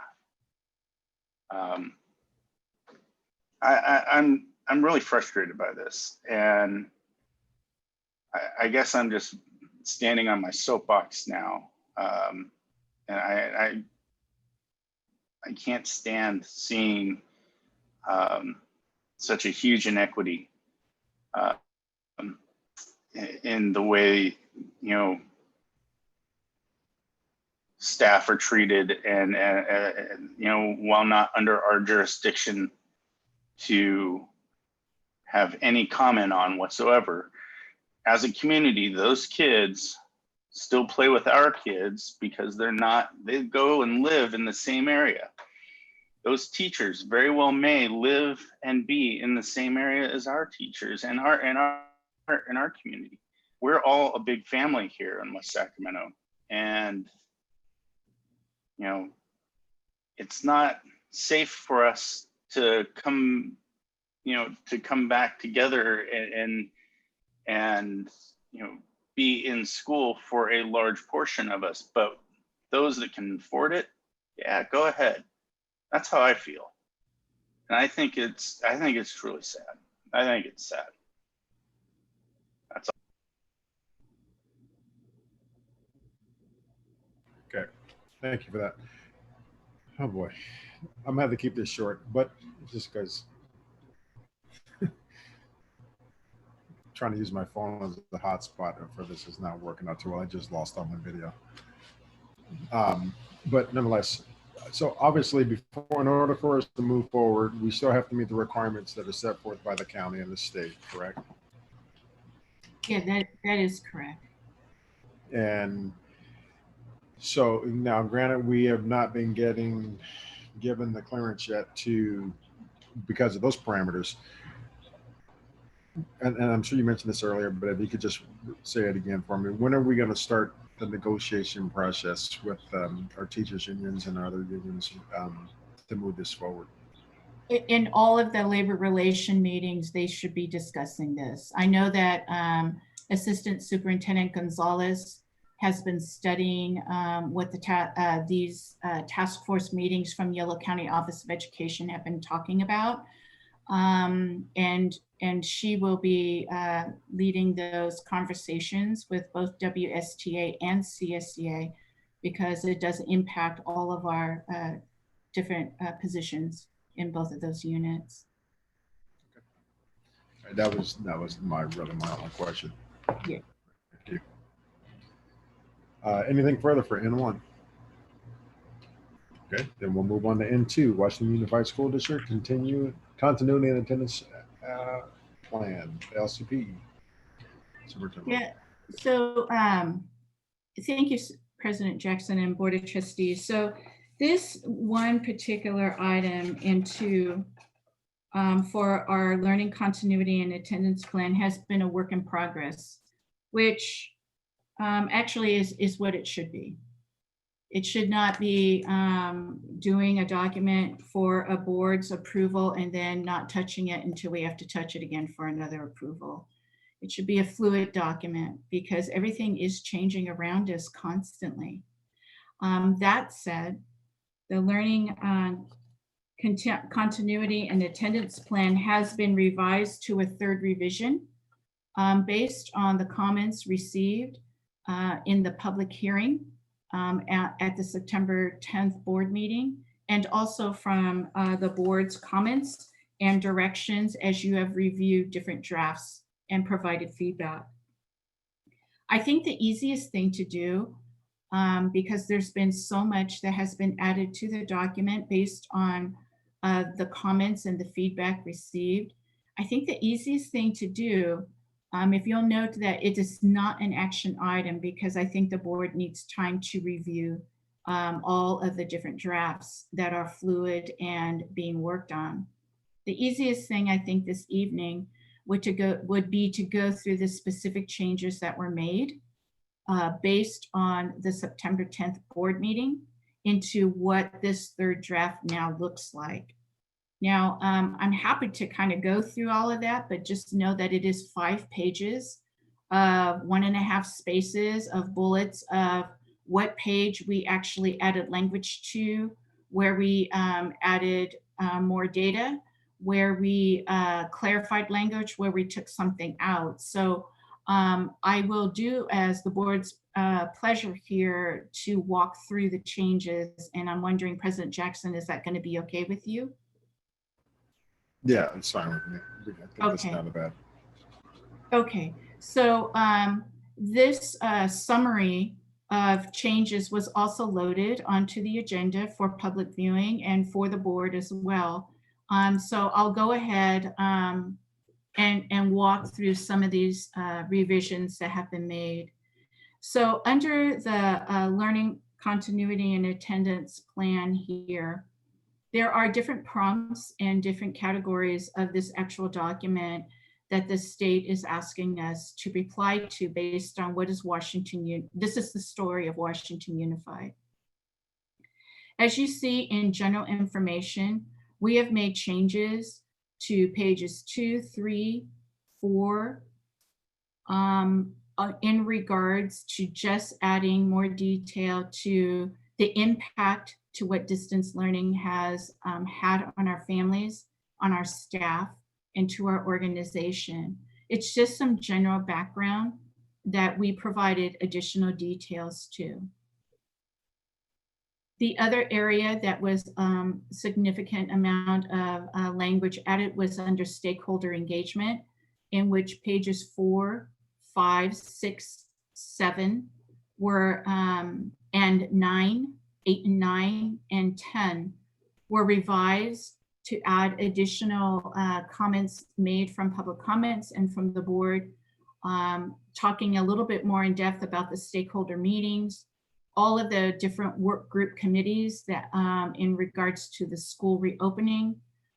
The JET task force was a collaboration of WSTA staff and the district office to really put some operations and programs in place ready to open school. In addition, in addressing how are we going to not just do the operations, but also the programming that's also bulleted into the stakeholder engagement. The feedback from the different surveys for stakeholder engagement was much more detailed through here in terms of how many received, who provided input, and we're talking about not just now, we're talking about all the way since school closed to give guidance to our current reality. On page 11 of our LCP plan, page 11 begins the language for continuity of learning for in-person instructional offerings. Now, we're not there yet. And as we had in the board meeting tonight, we talked about what it meant, what the definitions were, what some of the guidelines and parameters are, and that we're going to have our task force now enter into the planning and operations and programs for that. So we have added language as to what we are going to be doing moving forward for phasing in-person instruction, starting with what we shared this evening, moving to hybrid and eventually a traditional setting. Also understanding and acknowledging we have no idea when we're going to be allowed to even go into a hybrid learning model, much less a full in-person traditional setting. We talked a lot about the PPE equipment and the cleaning supplies because we consistently heard from our staff the concerns about that. It was real. They were real concerns for all of us because we were in such an unknown experience of this virus. And we were also juggling what that meant for us in our personal lives, in our homes, our families, as well as at work. We talked we added language about distance learning programs. In other words, what does our virtual learning really look like? In addition to not just bulleting, we talked about the schedules. We talked about how it's embedded. How did we come up with that? We talked about our learning center because that is special to Washington Unified. Not everybody is. Very few people are doing learning centers. From Washington Unified, there are 2 Bay Area school districts that are now opening learning centers, taking our work, taking how we went through our process and using it to open theirs. We talked about the basics of Chromebook distributions. We talked about our tech department. What we really are working on hard now is intervention time. We heard comments at a previous board meeting about, how do we address learning loss and how do we do intervention time? What is described in this plan is both synchronous and asynchronous experiences for our students, which provides the flexibility for teachers to provide intervention services during small group time or different times throughout the day. The schedule is very flexible and it allows for a lot of detailed either small groups, and also our support staff are able to pop in to these kinds of schedules to provide those kinds of services. So all of those pieces of language were added. And those encompass actually pages 14 through 25 on the revised draft 3. Starting on page 27, language was changed in regards to pupil learning loss. Now, we have just finished 4 weeks of school. We're finishing our 5th. And it is real in regards to truly what have our students lost in their learning. We would not serve our students well without taking some time for assessing and connecting them back to school, and really understanding their journey during this school closure in order to create a plan for the skills and the other competencies that have been lost during this time of school closure.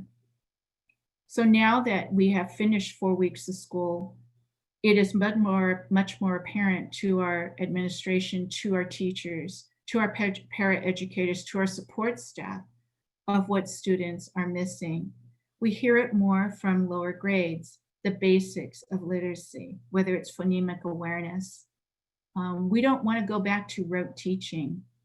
What we want to encourage teachers during their collaboration time throughout the week, which is described throughout this document, the ability to collaborate and plan based on their students' needs. Whether it's spiraling back previous grade level standards that maybe students missed at the end of the year, spiraling or integrating them and subsuming them into higher level standards of this current grade level. But teachers nevertheless have a daily time to collaborate, whether it's amongst their peers on their campus of their grade level or content area, or grade level or content area across the district. There are multiple avenues to do so.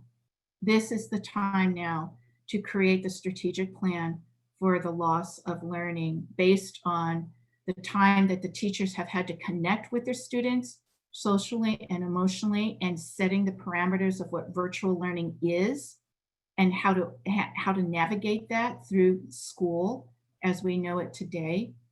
And now their competencies and the skills that are lacking are becoming more apparent in their work. We have charged every single school to provide these intervention plans, and we will be adding them into these specific plans and guides throughout the year, as each school has their own strategic intervention plan. Pages 31 and 32, language was added in regards to the mental health and social emotional well-being of our students, and how we have provided services and what our monitoring plan is in addressing that. We don't hear enough about all that is happening, such as lunchtime counseling groups, such as from 2 to 2:30, we have social groups going. We have girl power groups, social times that our support staff are doing. And I think those are the ways that we can address these during the virtual learning time, and those have been added.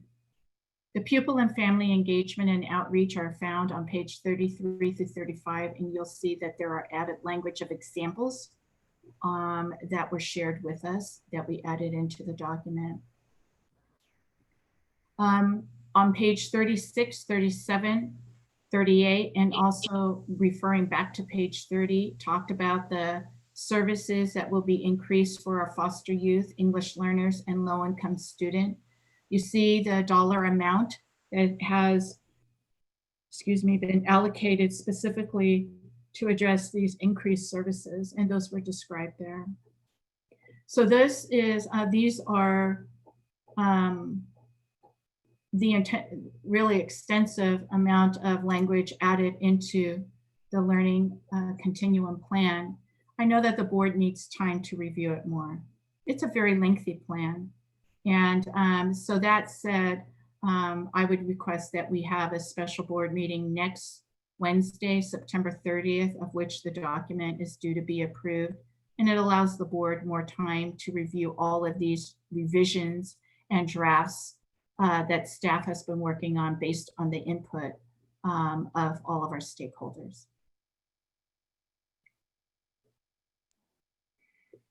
President Jackson, you got it? Are you in? I think I do. Yep, you are. And I don't have an echo. Nice. Okay. All right. Fantastic. Okay. I believe we have a public comment on this item, if I'm not mistaken. We have a public comment from Tiffany McFadden. Tiffany, if you're still available, please unmute your microphone. Thank you. I will say I did ahead of time review the new plan and the changes. I was glad to see a lot of the things that were added in that were missing previously.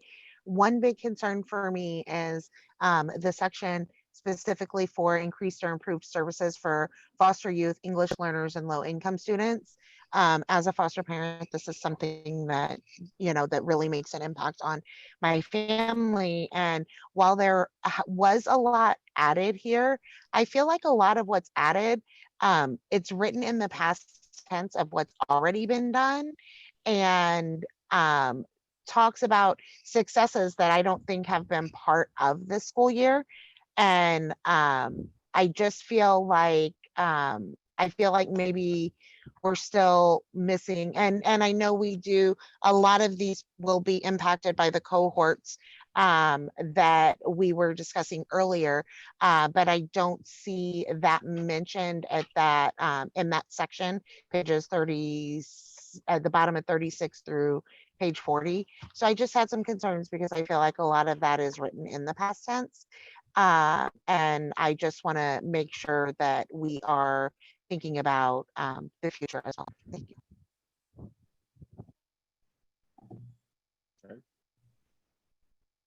All right. Trustee Alcala, you have anything?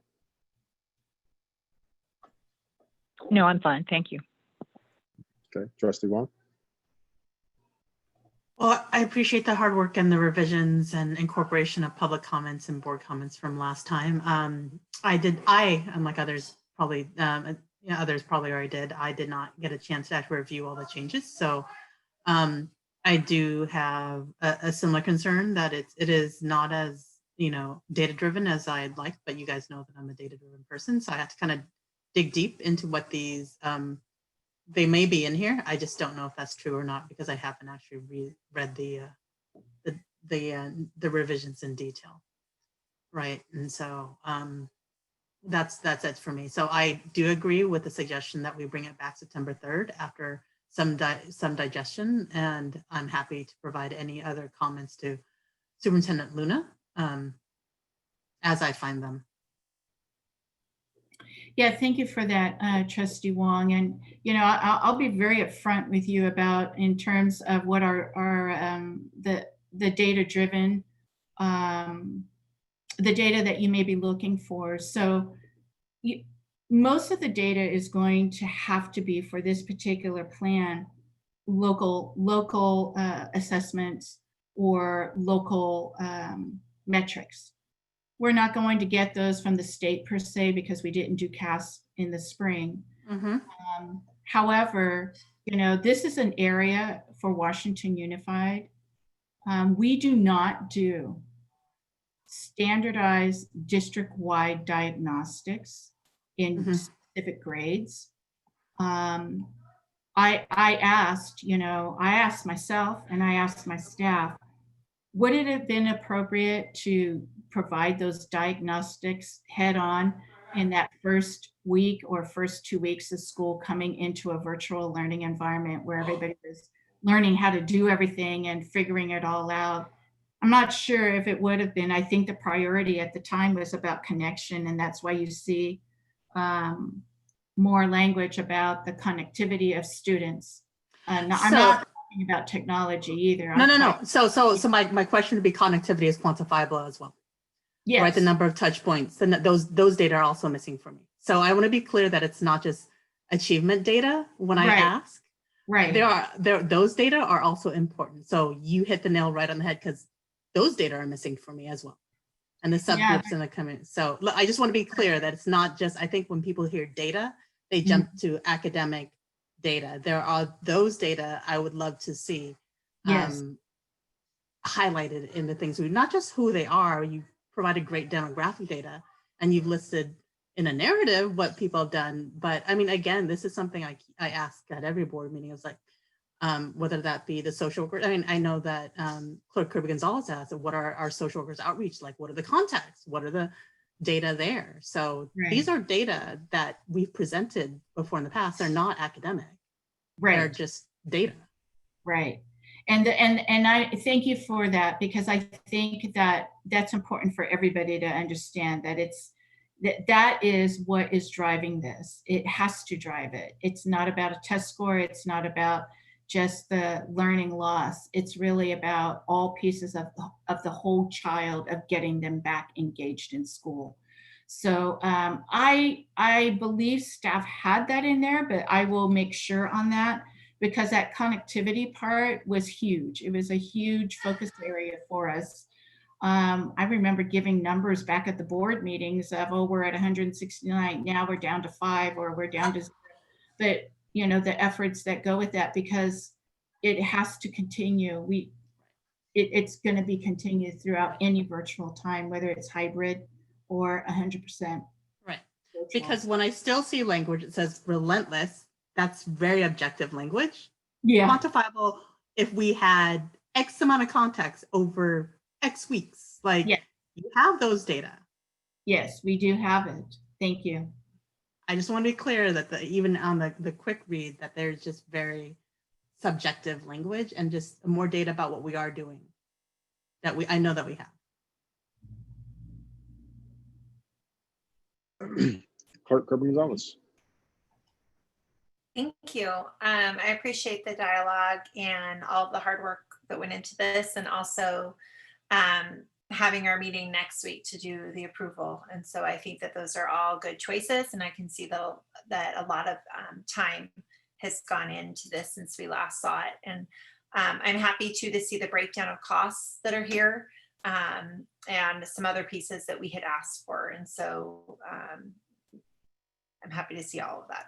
I have a few notes, possibly as I go through. I did do a read before our meeting, but it wasn't the closest read. So I'll do one more look through and send any feedback I have before the next meeting. But I'm happy to see the main things I was looking for were there in terms of the money and budget and pieces.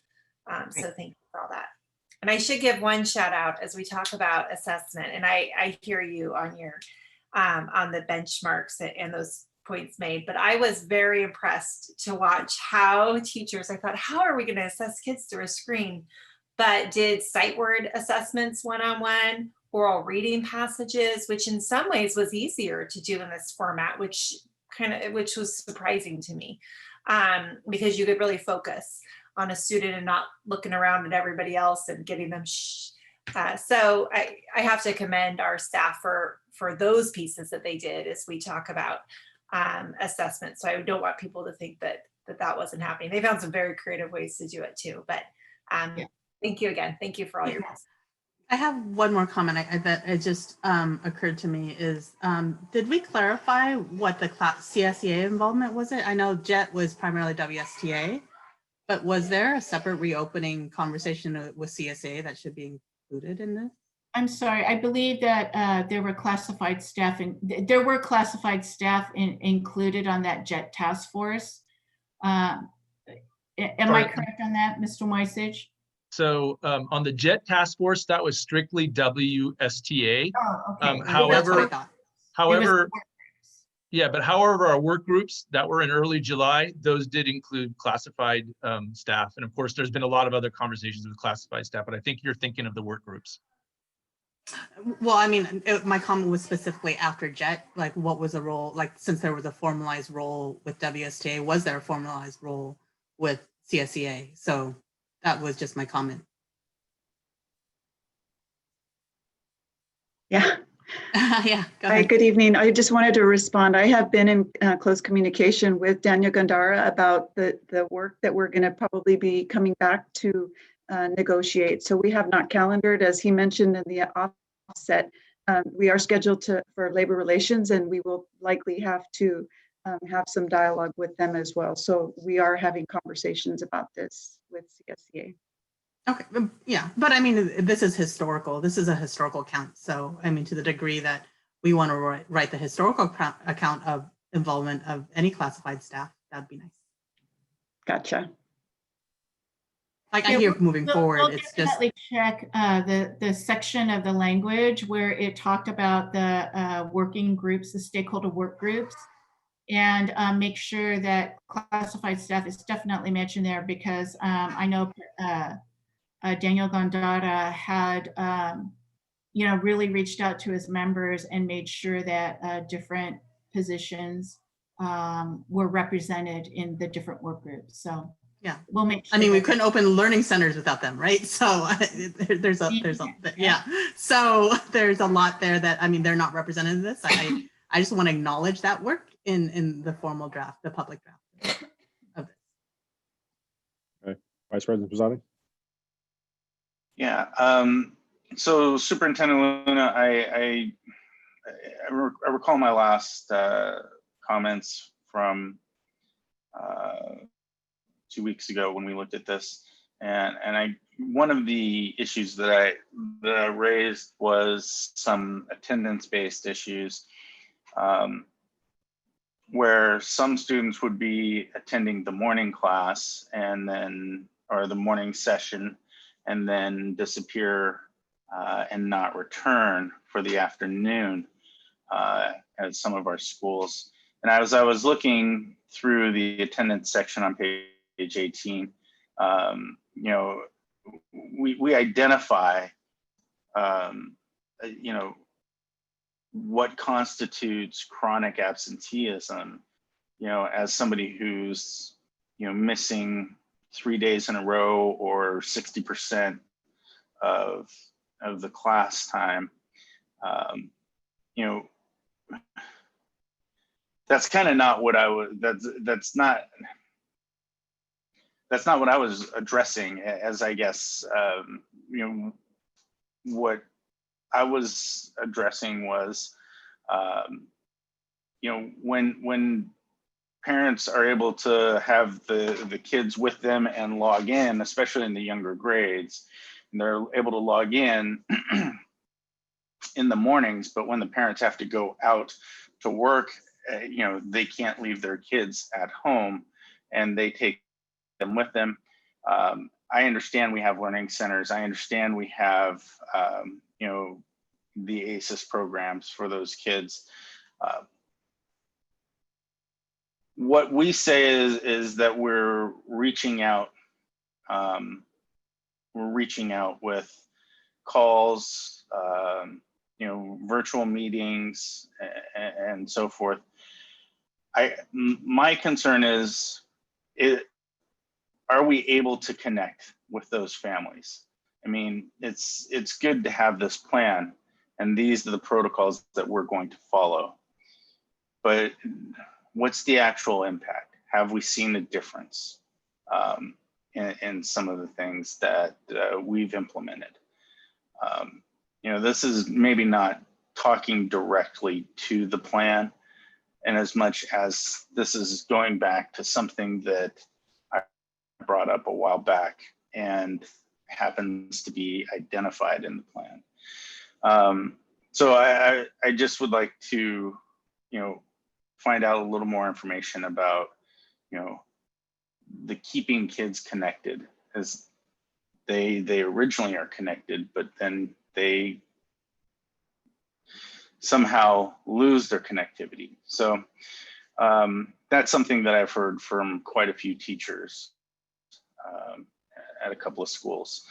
The other issue that I've talked to quite a few teachers about is that, you know, in the learning loss department, we have many students that are, well, they're probably, you know, for example, say 5th and 3/4 grade, but we're actually in 6th grade now. You know, because there's so much learning loss, you know, that's just an example, that we don't have enough time, intervention time, for teachers to do small group interventions with that many that need the interventions, because you basically have a whole grade level that needs the interventions. There are some that are, you know, are above grade level standards already, that were when they left. And for those kids, that's great. But there's others that were maybe just barely meeting grade level standards or not quite there. And now they're well below that. And that I would say is the majority.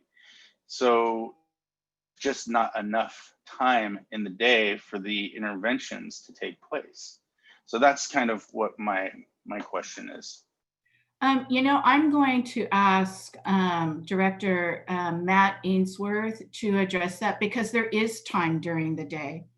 The teacher schedule is very flexible, like I had mentioned before, in regards to when small group instruction can be done, whether it's for intervention or for other specialized services. So Mr. Ainsworth, because I know you talked to me about that this week, if you wouldn't mind sharing what you shared with me, that might help, that there are opportunities that the board may not be aware of. Yeah, of course. Can you guys hear me okay? Yeah. Thank you. Good evening, everybody. Thank you for the opportunity to share.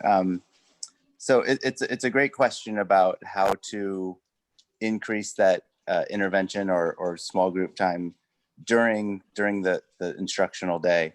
So when we developed the elementary schedule, we purposely tried to block out that 2 to 2:30 to identify. And some teachers still use that for whole class instruction, just because, like you said, the intervention might be everybody needs it at the same time. And so it varies from day to day. At the middle school level, the students have their 4 cores, and at most sites opposite their PE is a math lab or a English encore. Again, another support class trying to identify, and those schedules were made specifically so those students who were at the most need could get that support. And then at the high school level, Principal Billingsley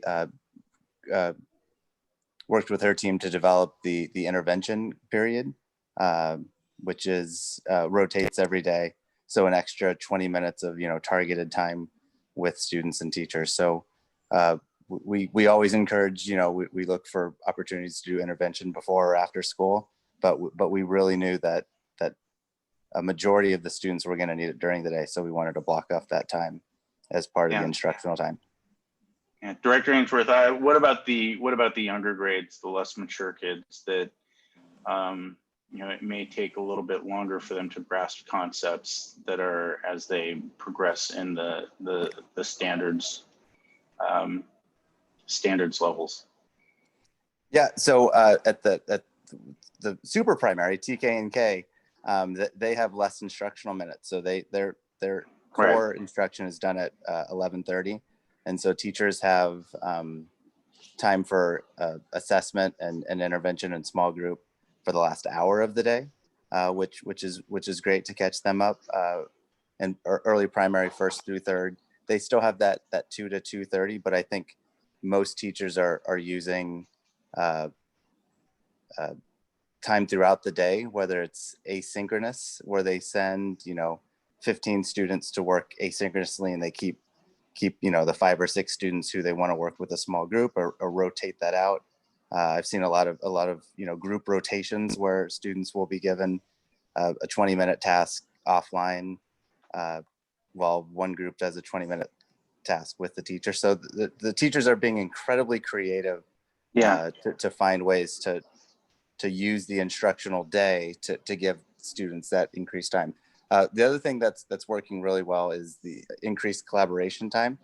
We've really wanted to give teachers a lot of flexibility in their standards aligned learning units to identify where that learning loss has been, where it is, and to modify their pacing and their assessments to be able to move things around, again, be flexible with their pacing guide, because those pacings were developed in an ideal world. And so they've worked well together to adapt and make those useful in this virtual setting. So, okay, so I guess what I'm looking at is, from what I've heard from a couple of teachers, is that while we have built in some intervention times and allowed them the flexibility, that there's so many kids that need it to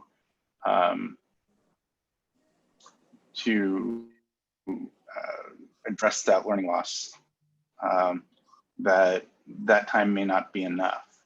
And that's kind of what I'm hearing as feedback. That seems like, it seems like what you're saying seems to be the perfect world environment, but from what I'm hearing as kind of from the boots on the ground, that it may not be quite enough as addressed. So I think that's kind of something we need to keep a very close eye on, Director Ainsworth. Yeah, and I completely agree. And I want to echo what President Jackson said about looking at some of the way the day is scheduled to maybe a lot more time targeted for that intervention that is really protected and blocked off. One thing that's special about that 2 to 2:30 time is we've ensured that the VAPA and PE classes at the elementary level are not being done then. So that it truly is protected time. So, but I completely agree that I think it's always worth reflecting back and making adjustments. Sure. But I mean, the way I see it is like, you're trying to address, from March of last year till June, as well as from, August until now of curriculum, when the kids are really stuck back in March. And that's kind of my point, is we have a whole lot of catching up to do. And I've been bringing this up and I've been harping on it since we left in March about the learning loss. So I'm really not going to let it go, because this is something I feel is very important. And I would just like to, I guess, hear about any additional plans that we can have.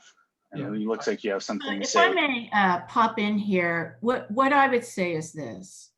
We have directed schools to provide their strategic plan for what their intervention services are needed at their schools, whether it's by grade level, whether it's by cohorts of skills, whether it's by content area.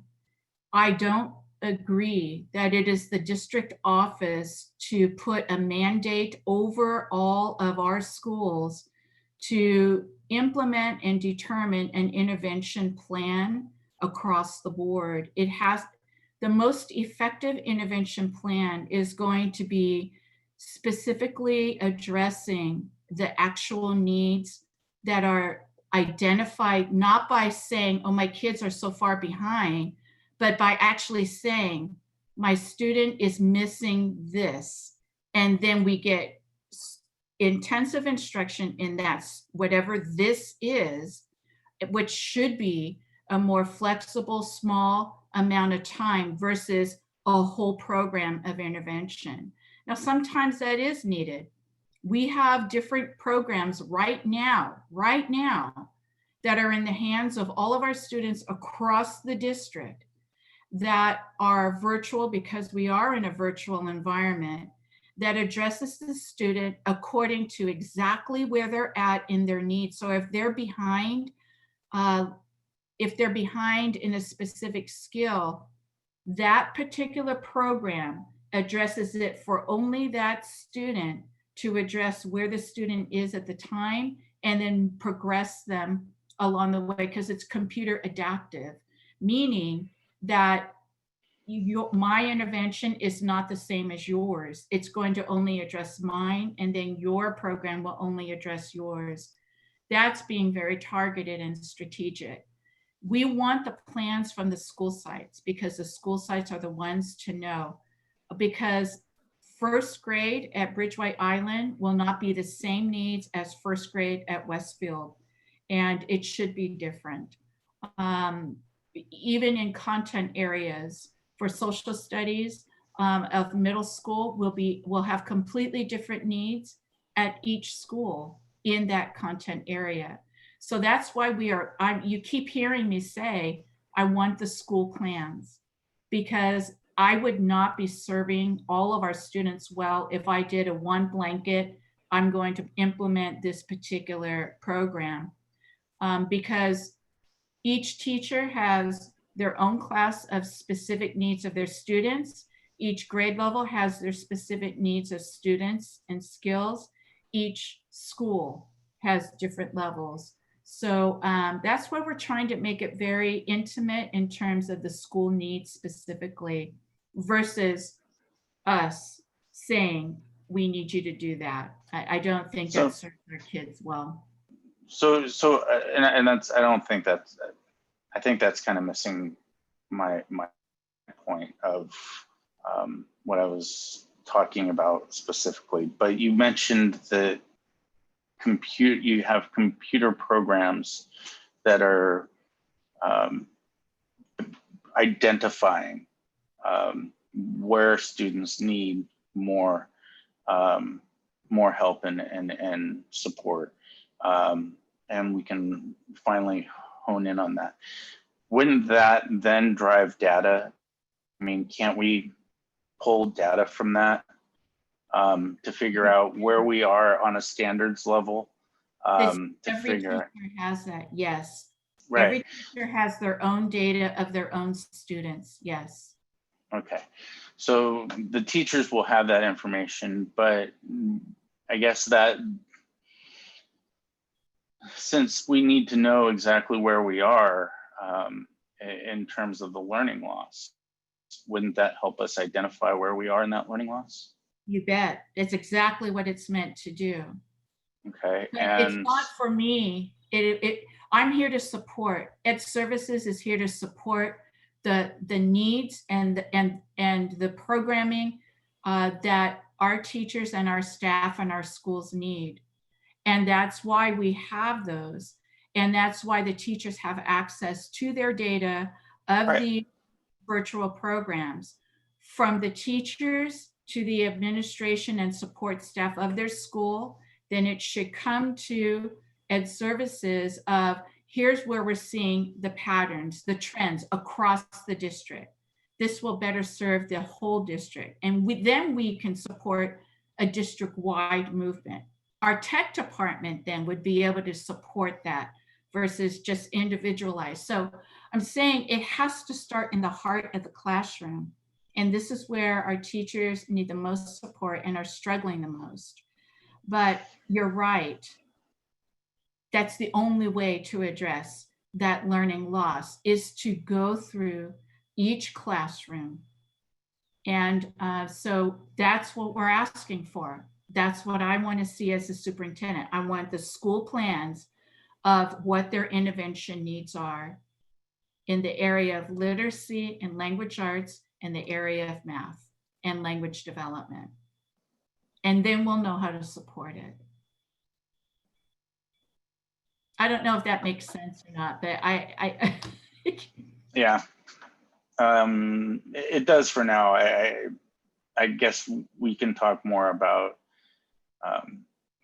the plan as we address this on Wednesday. Okay. All right, thank you for that. Real quick, a couple of things really came up in that dialogue that I kind of sparked a couple of questions that I had.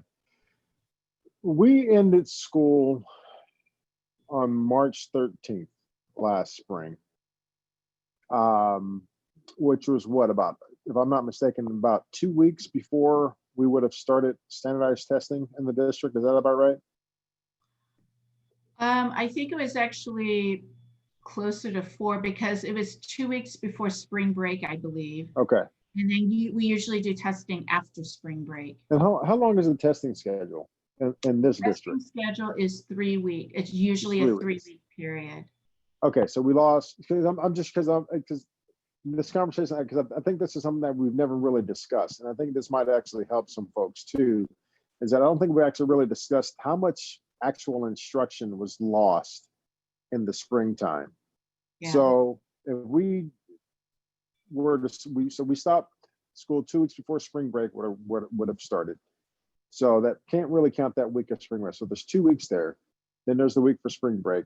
And then we probably would have went right in, probably had another week of instruction once we got back. So that's 3 weeks. And then gone into state testing for another 3 weeks, which basically would have taken us to the first or second, if I'm doing my math right, first week in May, second week in May? At least the first week in May. Okay. And then, which then would have basically left us with about an additional 3 weeks left into the school year, correct? Mm-hmm. And so, I mean, I'm a teacher. I have no problem admitting you can pretty much just chop off that last week. There's not a whole lot of instruction that's going on that last week of school.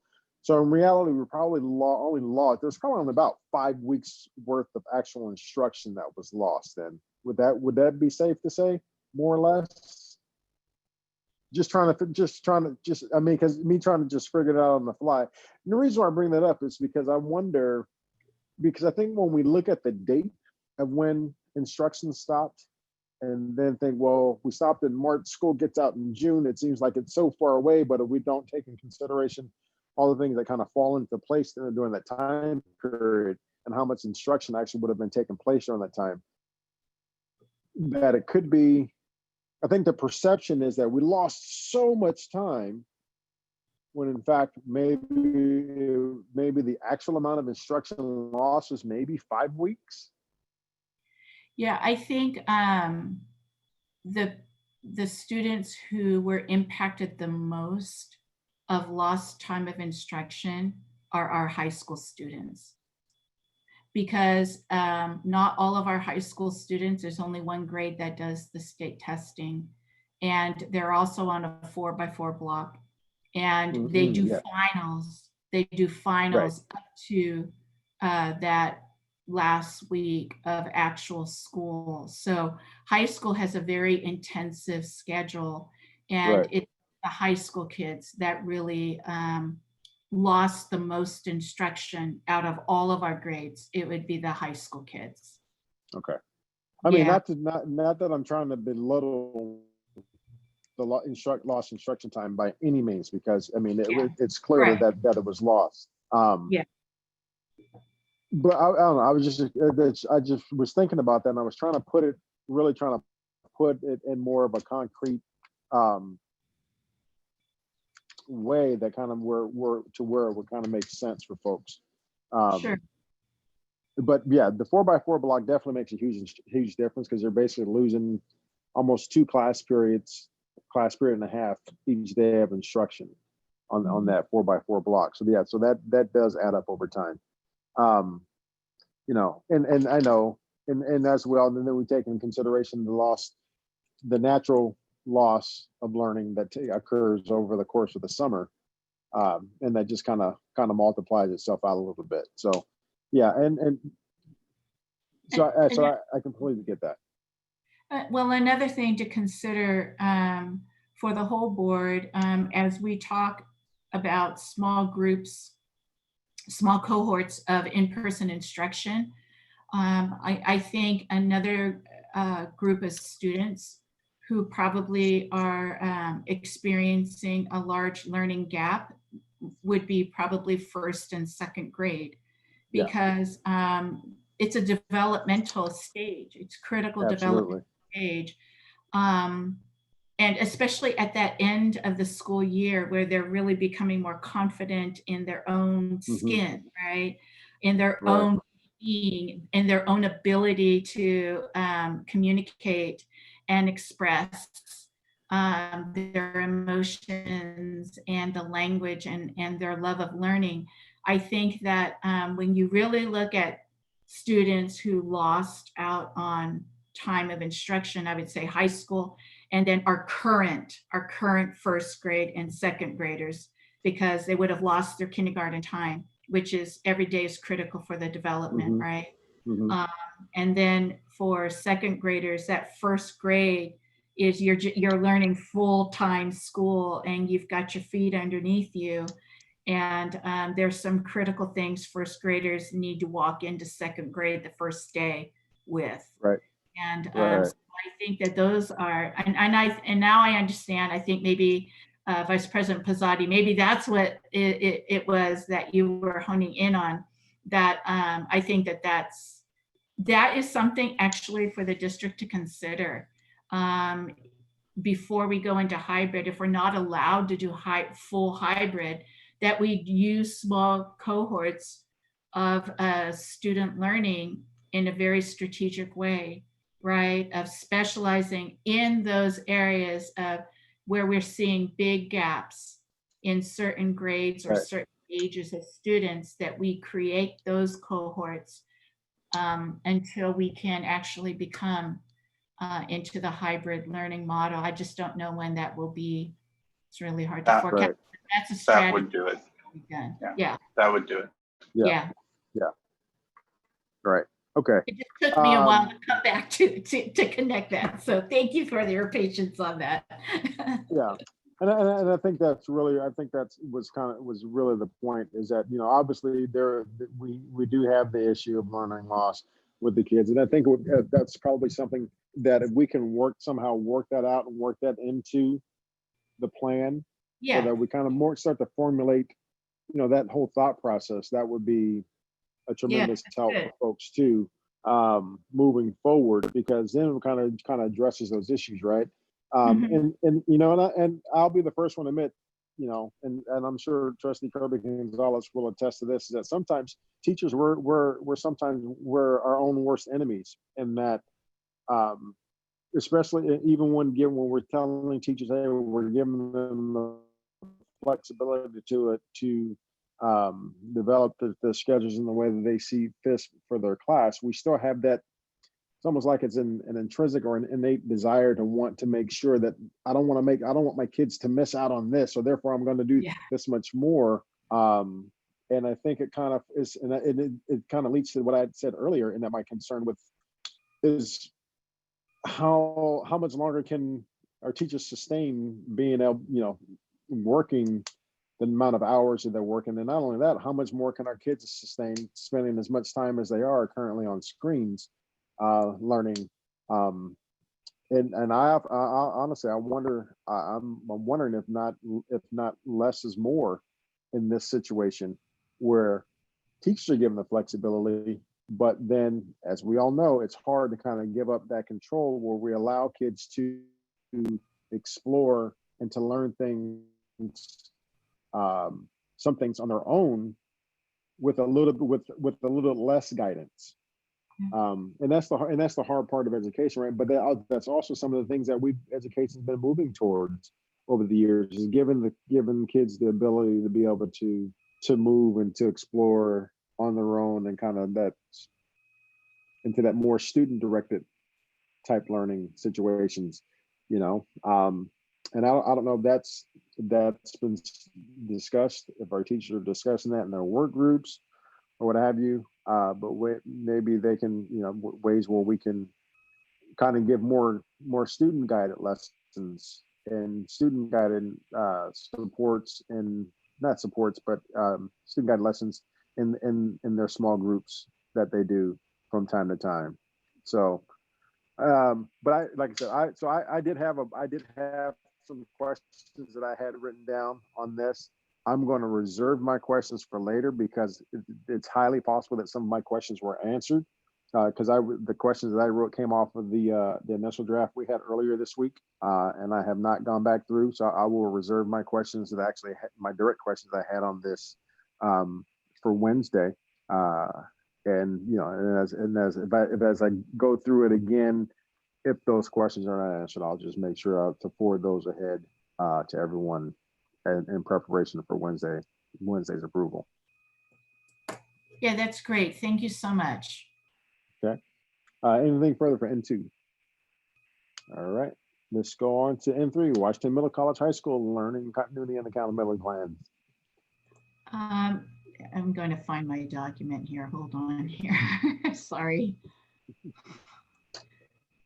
I'm just juggling so many things on my screen.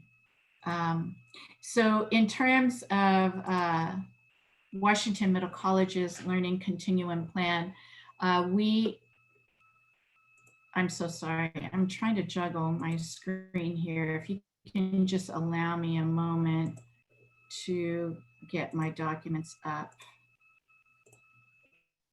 Oh, that's where it is. Okay.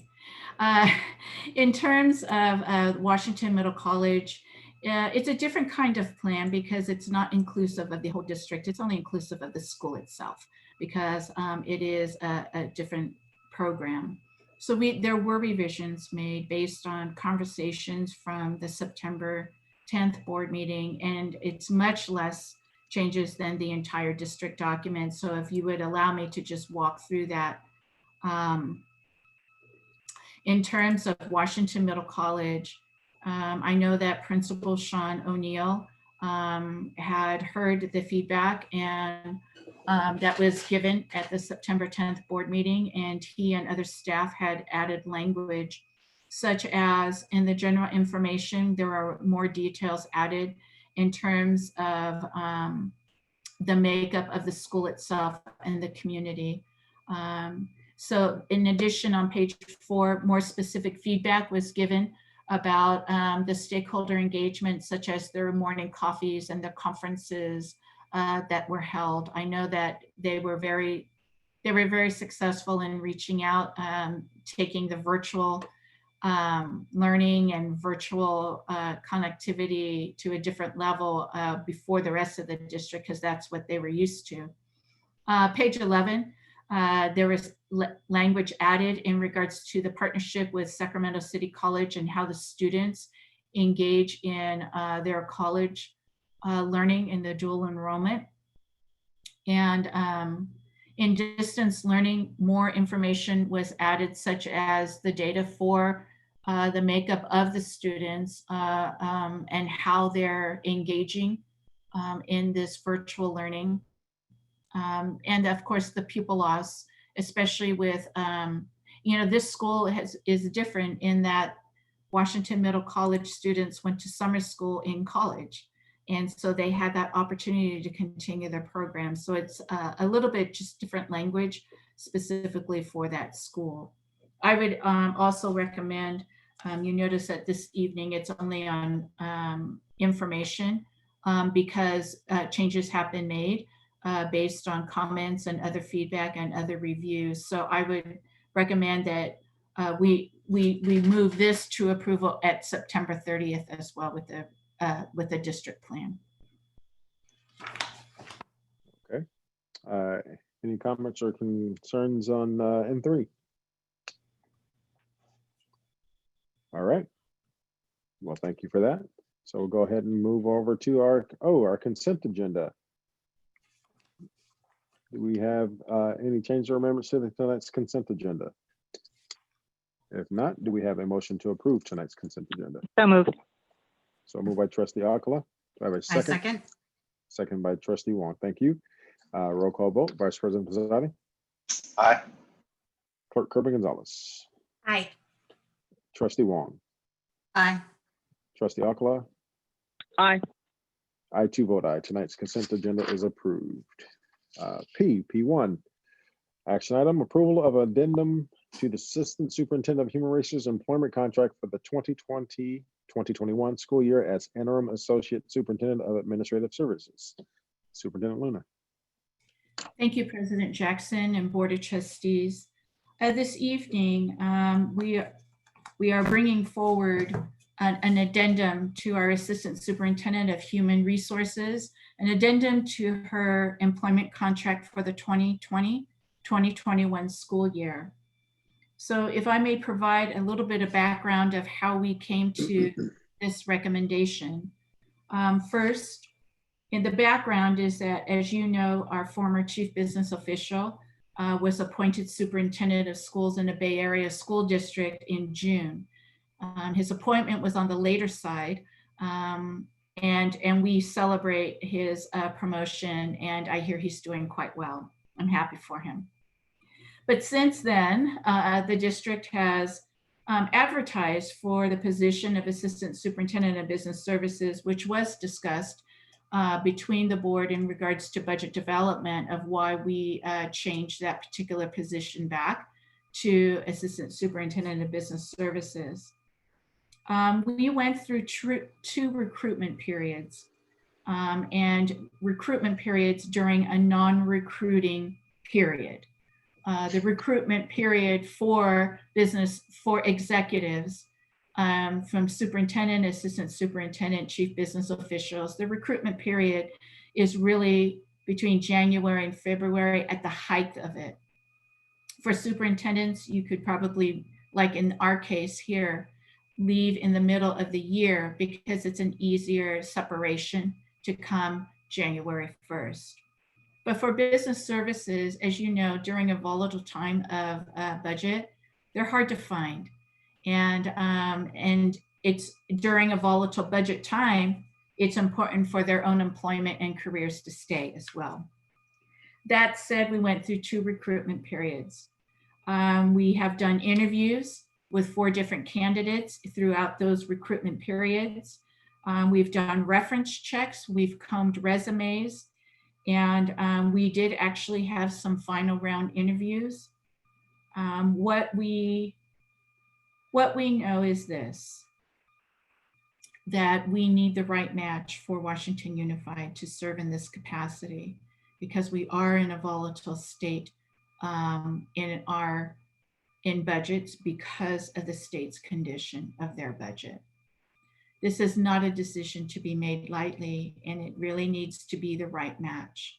Washington Unified School District is not an easy school district. It is not. And I say that lovingly because I've loved every single day here, and I have. But that's just being honest. There are a lot of things to handle in this district that are not necessarily usual in another school district. That said, there are two options. One option is the traditional option.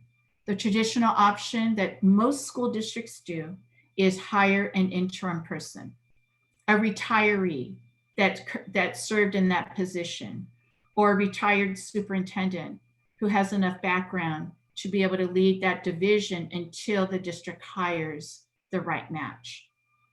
In estimation, usually when you bring in a retiree, it's going to be close to $90,000 to $100,000. That is the business. That is one option that most school districts take.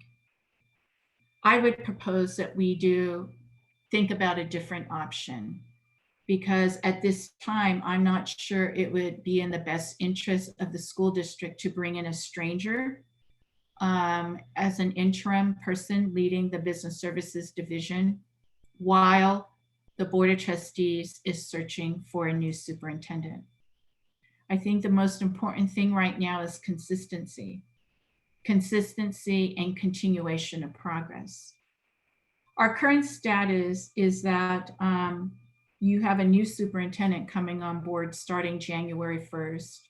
And I do think it is the right thing to do to have the superintendent choose their assistant superintendent of business services. That's not going to happen on January 2nd. The reality is that the next assistant superintendent of business services will probably not come until July 1st. They also are on contract. So that said, in the meantime, what I'd like to bring to the board attention is that we currently have a qualified executive with the background of business services. Norma Gonzalez is currently serving as our Assistant Superintendent of Human Resources. Her qualifications to do an interim time while the new superintendent finds a new executive for business services is as follows. She has a bachelor's in business administration. She is certified in also human resources management. She has been certified by the Personnel Academy of the Association of California School Administrators. She's also certified under Business Academy. She's certified under the School Employees Association of California School Management Negotiators. She is CBO certified under FCMAT. She's also CBO certified through CASBO, which both are the leading organizations for business services. The most important question that most people are asking is, how can one person do two full-time jobs? And that is an important question to make sure that that is not the case. It's not about doing two full-time jobs. It's about elevating her leadership role to be able to guide and manage two different departments and help support the current administration that is currently serving in both of those departments. What that means for the district is, it is a cost savings for Washington Unified's 2020-2021 school year budget of $195,124.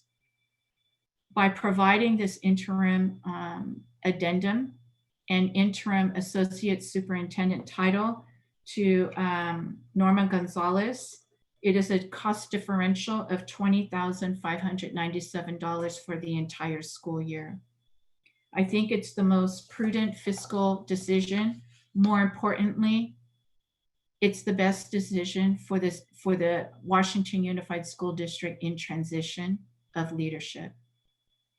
So that said, I'm bringing forward an addendum to her contract. And at this time, I'll entertain any questions from the board, or if there, I don't know if there's any public comments on this. We have not received any public comments on that. You're right, Preston. Any comments from President Jackson, your audio is very delayed and slow. Okay. Since you're on the phone, I don't know if she had any comments, any questions. I'm getting a slow connection warning, so go ahead, Yeah. Kobe, take it. Okay. No, Yeah. go ahead, So Kobe, go ahead. I don't have any comments other than say I think this is the right move, and this is, you know, it makes fiscal sense. It certainly, Norma's more than capable, and I certainly think that this is the smart decision. Okay. Trustee Akla, did you have anything? No, I agree with Trustee Pizzotti. I think Norma Gonzalez is very capable. I know people have admired, you know, her professionalism, and this is a very good decision. We will be filling that position, but right now I think it would not be prudent to put someone from the outside who is not familiar with our district in for a short period of time and be paying that salary when we have a very capable person, you know, and we're being prudent, I think, in fiscally prudent by making this decision to have, as we said, a very capable person fill the interim, fill in during the interim. That's all. Yeah, thank you. Trustee Wong, anything? No, I just appreciate Norma stepping up, Gonzalez stepping up and being able to support us in this way, because I also agree that not only is it fiscally prudent, but it's the right thing to do for the new superintendent, because they should be able to pick their own team in a sense. So appreciate kind of that extra workload between HR and this, and we know that it's a lot, and so appreciate your dedication to this school district. Clerk Kirby Gonzalez, anything?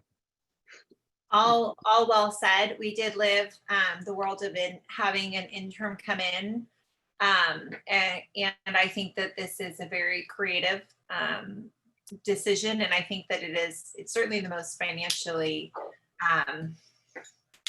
hopeful, prudent decision. But I really appreciate Assistant Superintendent Gonzalez for being willing to do this, for her expertise that she has, and I think that this is a good solution for us as we move forward and as we bring on and transition into a new superintendent as well, and look at our really incredible cabinet and what's happening here. So just gratitude. Yeah, likewise. I actually think this is probably the absolute best move given the circumstances that we're in. Assistant Superintendent Gonzalez, can you turn on your camera, please?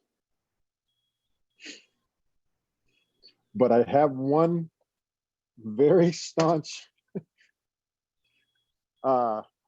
thing to say to Assistant Superintendent Gonzalez, is that you have got to make sure that by accepting this role, that means you're going to step away for some of the other things that you have been doing, and that you make sure that you are taking care of you and not taking on extra responsibilities and extra duties just because Superintendent Luna has asked you to do this and you feel it because you're going to do it because that's who you are. Okay.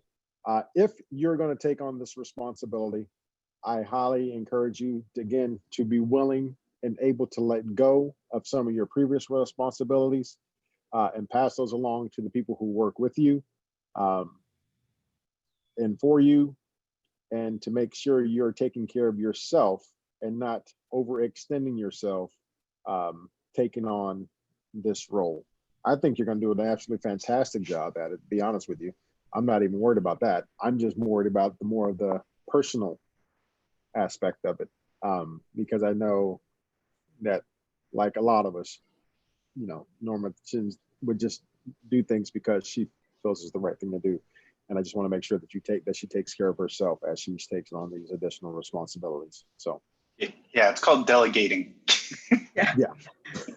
And I definitely want to just say thank you, because I do realize and I do acknowledge that it will be an extra workload, but Superintendent is very strategic with regard to how we can roll this out by delegating with very competent and capable directors. We have a great team, and they have all been so willing to step up, and I'm just humbled, and I know that under Superintendent Luna's guidance, we'll manage and get through until we get our superintendent, and then until we fill this position. So I will commit to that. So thank you.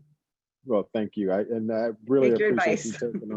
taking on the added responsibility. Like I said, you're going to do an amazing job at this. I mean, there's no doubt in my mind with that. So, you know, that was because I know when Superintendent Luna had this discussion, that's exactly what I told her. Is I'm like, I don't want her to take on too much, and make sure you take care of you, because, you know, one thing none of us can do, don't let this job kill you.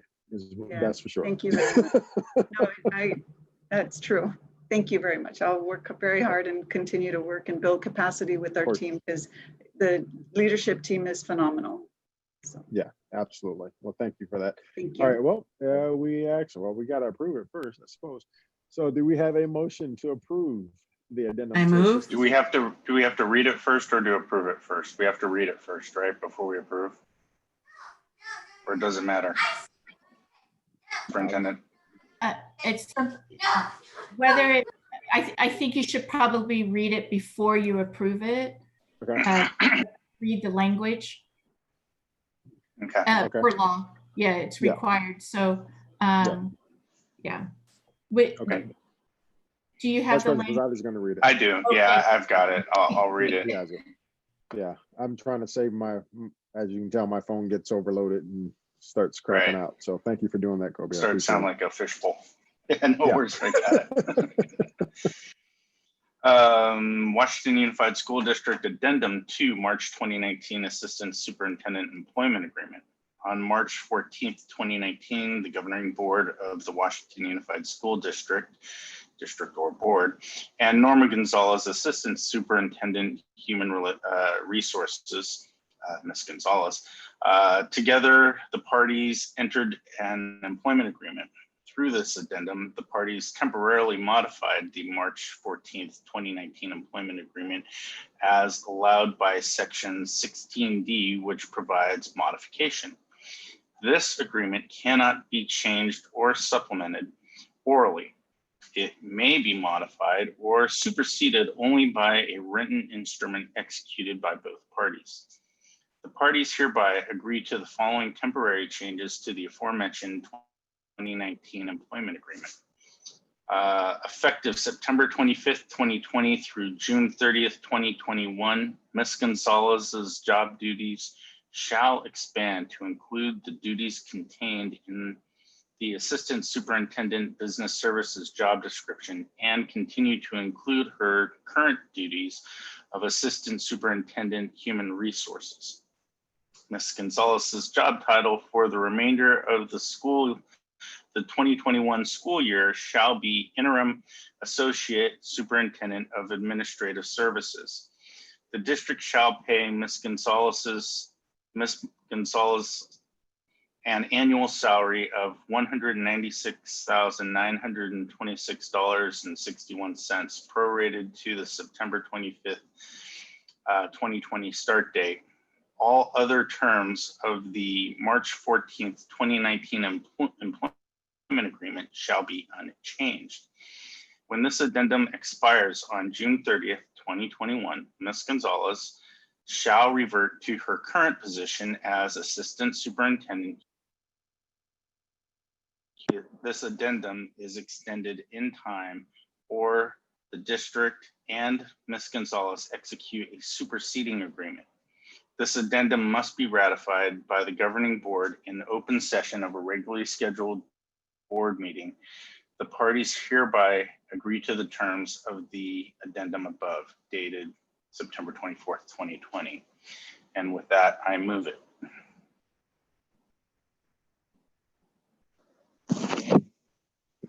You're muted, sir. Yeah. Sorry. Is there a second? I second. Second by trustee Wong. Okay. All right. Trustee Akala, roll call vote. Aye. Trustee Wong. Aye. Clerk Kerber Gonzalez. Aye. Vice President Posadi. Aye. I too vote aye. Motion, the addendum is approved. Congratulations, Ms. Gonzalez. All right, P2, approval of unaudited actuals financial report, fiscal close for year 2019-2020 school year. Thank you, President Jackson. And just in closing of the previous agenda item, I couldn't have said it better. Thank you for saying those words in regards to the care of an executive. Thank you. On P2, we are bringing forth this evening our unaudited actuals. Per education code, the district must prepare 5 financial reports each fiscal year. And this is the 4th of these reports. Basically, when we think of unaudited actuals, it's closing the books of the previous school year because all the bills and invoices have come in and been paid. We have a very brief PowerPoint for this. So this is the unaudited actuals. What this is the first check mark. Whoop. If we can go back one, please. Sorry. The first check mark there is the closing of the prior fiscal year. So we have closed the books for 2019-2020. Secondly, we are at the same time managing our current budget of 2020-2021. In addition, we're preparing for the multi-year projected budget, which the board will be looking at, reviewing in public hearing and approving in June. On the next slide, we are looking at beginning to look at the unaudited actuals for this past year, remembering that the budget that the board approved in June, those budgets are built on projections based on the governor's budget in June. The reason why we do unaudited actuals is to show our board and our public that these are the bills that we've actually paid for that fiscal year. And then we take a look at how well we really projected our budget. Did we over project or did we under project? And did we spend more money than we actually put into our budget? So in today, this quick overview, it's just the summary of the revenues and the expenditures, and most importantly for this particular report, any variances between what we projected in our budget and what we actually spent. Next slide, please. So here you see a table of what we estimated, and in the middle there are actual unaudited actuals, and then you see the variances there on the side. And we're going to talk a little bit more about what the variances mean. In the next slide, when we look at the variances, we're looking at our unrestricted dollars. So these are not our federal dollars of Title I, Title II, Title III, or even grant dollars. These are our unrestricted LCFF dollars. When we look at that, remembering that we closed school on March 13th, our operations changed. Some of our expenditures changed. And you'll see there on the right-hand column, the variances between what the board approved in June in the first column, the estimated 2019-20 budget, to what was actually spent in the budget. And these are programs that are generally contributors out of the general fund into these specialized programs, such as special education. The RRM is the routine maintenance that we're required to keep in there. The partnership academies has to do with one of the CTE programs over at River City under the California Partnership Academies grant. So you see the variance there of those 3 specialized programs. We did not spend the amount that we projected in the budget. We spent less. It was $483,000. Transportation also changed. We closed school in March, and so we did not provide all of the field trips that we had planned or any of the overtime of the transportation department does for specialized field trips or additional school services. At the bottom there, Fund 12 is our preschool program. Fund 13 has to do with the costs of lunch, where, as you recall, a few years ago, the board changed policy and also took action to ensure that all of our students had access to the healthy, comprehensive meals that we serve. In other words, they were not going to be lunch shamed by receiving a special sandwich or something like that. As of March 13th, those were the unpaid lunch costs up to March 13th there of our district. On the next slide, you see a little bit more. Superintendent Luna, can I ask you a question? Yeah. Why? So under the Partnership Academy, you don't reflect that as a cost, but you reflect it as being paid. Under an why is that? Yeah, it was some invoices and some bills that needed to be paid that weren't necessarily in the budget. And so we have different academies in that California Partnership Academies program, and these were hanging, what's the word, the appropriate word? These were invoices that had not been paid or were hanging out there, and we just paid it and made it whole and clean. Well, the only reason, yes, but it's inconsistent with how you are accounting for it. You didn't account the variance as 75,220. I didn't know if that was intentional or not. Oh, yeah, I just went straight to the total of those special funds. Yeah. And then well, just inconsistent. So I didn't know if there was a reason why there was inconsistent. No. Okay.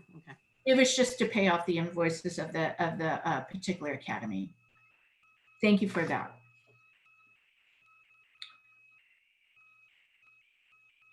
On the next slide here, it is a snapshot of the revenue and the expenditures, and addressing the actual any change in the fund balance. And also keep in mind that this is not reflective necessarily of our COVID or our CARES money. We actually have not received, we received the actual money into Washington Unified, I believe Kylie had mentioned in August or the beginning of this month. So we don't put that into our budget until we actually receive our money. So you'll see that in the first interim report. And I actually should have started my presentation acknowledging that Kylie Lane, our Director of Fiscal Services, is the one that put all of this together. And we'll talk a little bit more about that at the end too. Next slide. I know that the numbers are harder to see on slide, but in the documents that are loaded there, we want to draw our attention to the ending fund balance and how it actually came out based on the projections.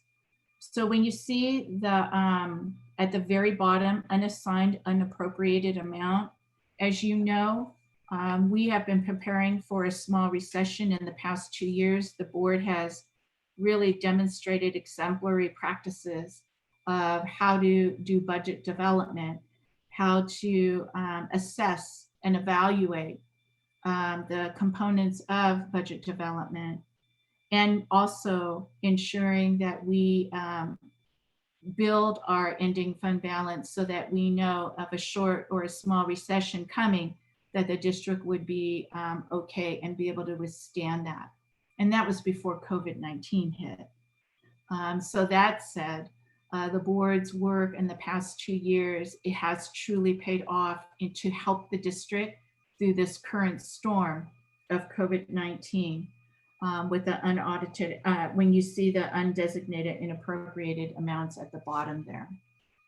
And that is in addition to the 6% that the board has put in policy in our reserves.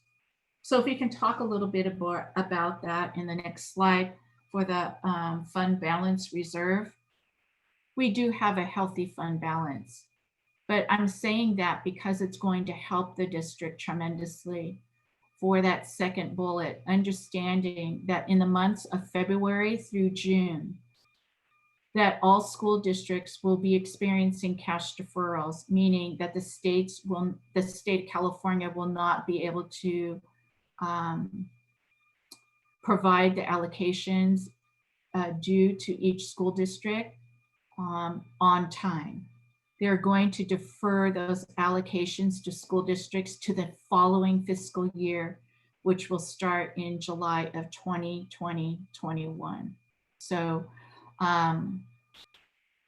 we also want to remind all of our stakeholders that when we talk about reserves, this is about one-time money, is that once the money is gone, it's gone.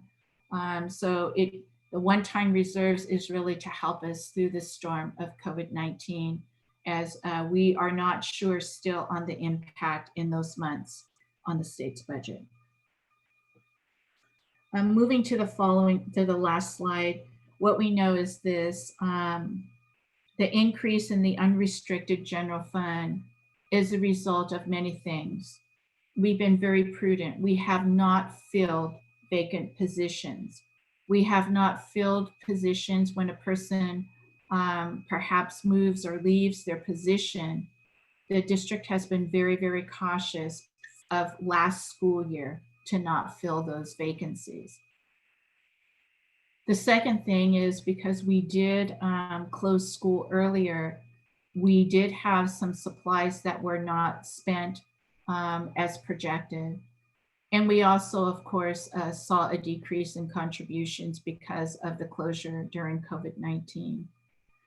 The second bullet there talks about our restricted general fund.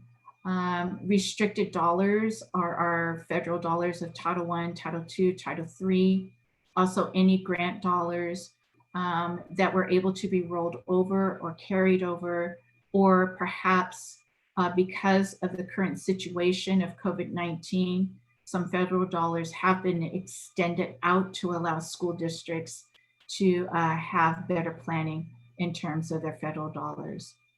The first interim report in December will reveal far more details for the board in terms of the impact of the unaudited actuals. And so with that, I would say that our next steps is, of course, to approve our unaudited actuals. Our auditors are coming in and we'll be certifying that for the board. I believe it's in December. Secondly, we start working on our first interim report, which is due to the board in December, based on the unaudited actuals and also what has been going on in our district from July 1st to October 31st. And then, of course, we will begin the planning process and budget development with the board and probably my successor in the budget development processes for the multi-year projections. So with that, I also, with the slides being done, I want to acknowledge and honor the work that is done on these particular budgets, on these board reports for these financial reports. They all come from Kylie Lane, our Director of Fiscal Services. So if the board has any questions, and yes, absolutely.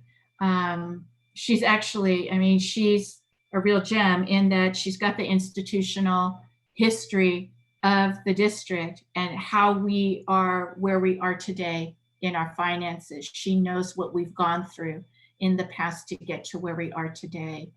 And so that said, she will be a great advocate to the new, not just to Norma Gonzalez moving into business services, but also your new executive for business services and your new superintendent. So with that, I think Kylie and I will be able to hopefully answer any questions. I wouldn't have a $35 million swing like Sac City. Sorry, never mind. That's inappropriate. I'm glad you never recognized resist a that, chance to give him a President shot. Jackson. Comments? Trustee or Vice President Posada? No, I just wanted to thank Kylie and Superintendent Luna for putting together this report. It's pretty comprehensive, and I do appreciate it. It's very easy to read, easy to follow. Thank you. Okay. Clerk Gerber Gonzalez. Thank you. I have a question, and again, thank you, Director Lane. And I'm wondering, we heard that we have a healthy fund balance, and so I'm wondering, as we look at those cash deferrals, there had been talk at one point of possibly needing to borrow. I'm wondering if that is still a worry, or if that's something that we think we might be able to absorb, if it's something we should be aware of, where we might be with that conversation. I think the last time that Kylie and I had a conversation about it, she was most worried for the month of June. And I think, Kylie, if you don't mind coming on, I believe it was the month of June where it was going to be the largest amount of deferral that school districts are going to be most worried about. And so I guess the question is, Kylie, are you worried? No, I think you're exactly right. It was mostly June that I was concerned about. And I knew that when we closed the books, I was actually thinking we're going to look a lot better than what we projected at estimated actuals. So anything that's in our ending fund balance, that's cash. So that's always helpful. And as we, look at this fiscal year, and it's probably likely just because of where we're at now, and we do have the federal funds that's supporting kind of the needs of our students. I think that we probably will look pretty good this year too, but definitely June is what I'm probably most worried about. And we're running cash reports on a monthly basis. We're working closely with the Yolo County Office of Ed. So they're keeping an eye out. We actually have to, at first interim, not only take a 12-month cash flow, but we actually have to take an 18 to 24-month cash flow now. So. Thank you.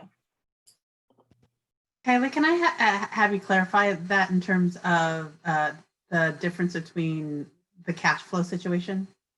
Are you saying that we're just borrowing more money? I'm sorry.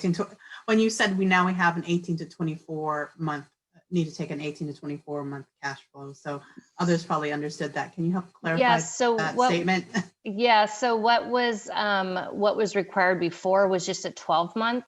But now that we're in this position with the cash deferrals, they're actually, it's mandatory that we take an 18 to 24 month cash projection workflow. So that's just, they want to keep an eye. They want to look to see what you're projecting out over the next few months outside of the 12 months. Okay. So based on the actual. Yes, based off of just your budget and then your interim reports and your expenses. Okay. So just for just clarification, then for my own edification, is that we used to only project our budgets year over year. Now it's 2 years at a time, or at least for this year, it'll be 2 years. Yeah, on the cash flow. So we'll use So we'll use our multi-year projection and look at the out years. So we'll use the multi-year projection to project out the 18-24 month cash flow. So the cash on hand specifically. Yeah. Okay. Again, everybody else probably followed that. I just there are people out there who may be listening like, what does that mean? We're going from 12 to 24. So it's just the cash on hand projection. Correct. Can I ask another question? Because I think 16% is great. So just for clarification for those who are watching, is that what is, I mean, Superintendent Luna, you might be able to answer this, is at 16%, what is, what compared to others around us, what is that? Are we good? Are we bad? Are we average? Is this not, Sac City aside, President Jackson, please stay on mute.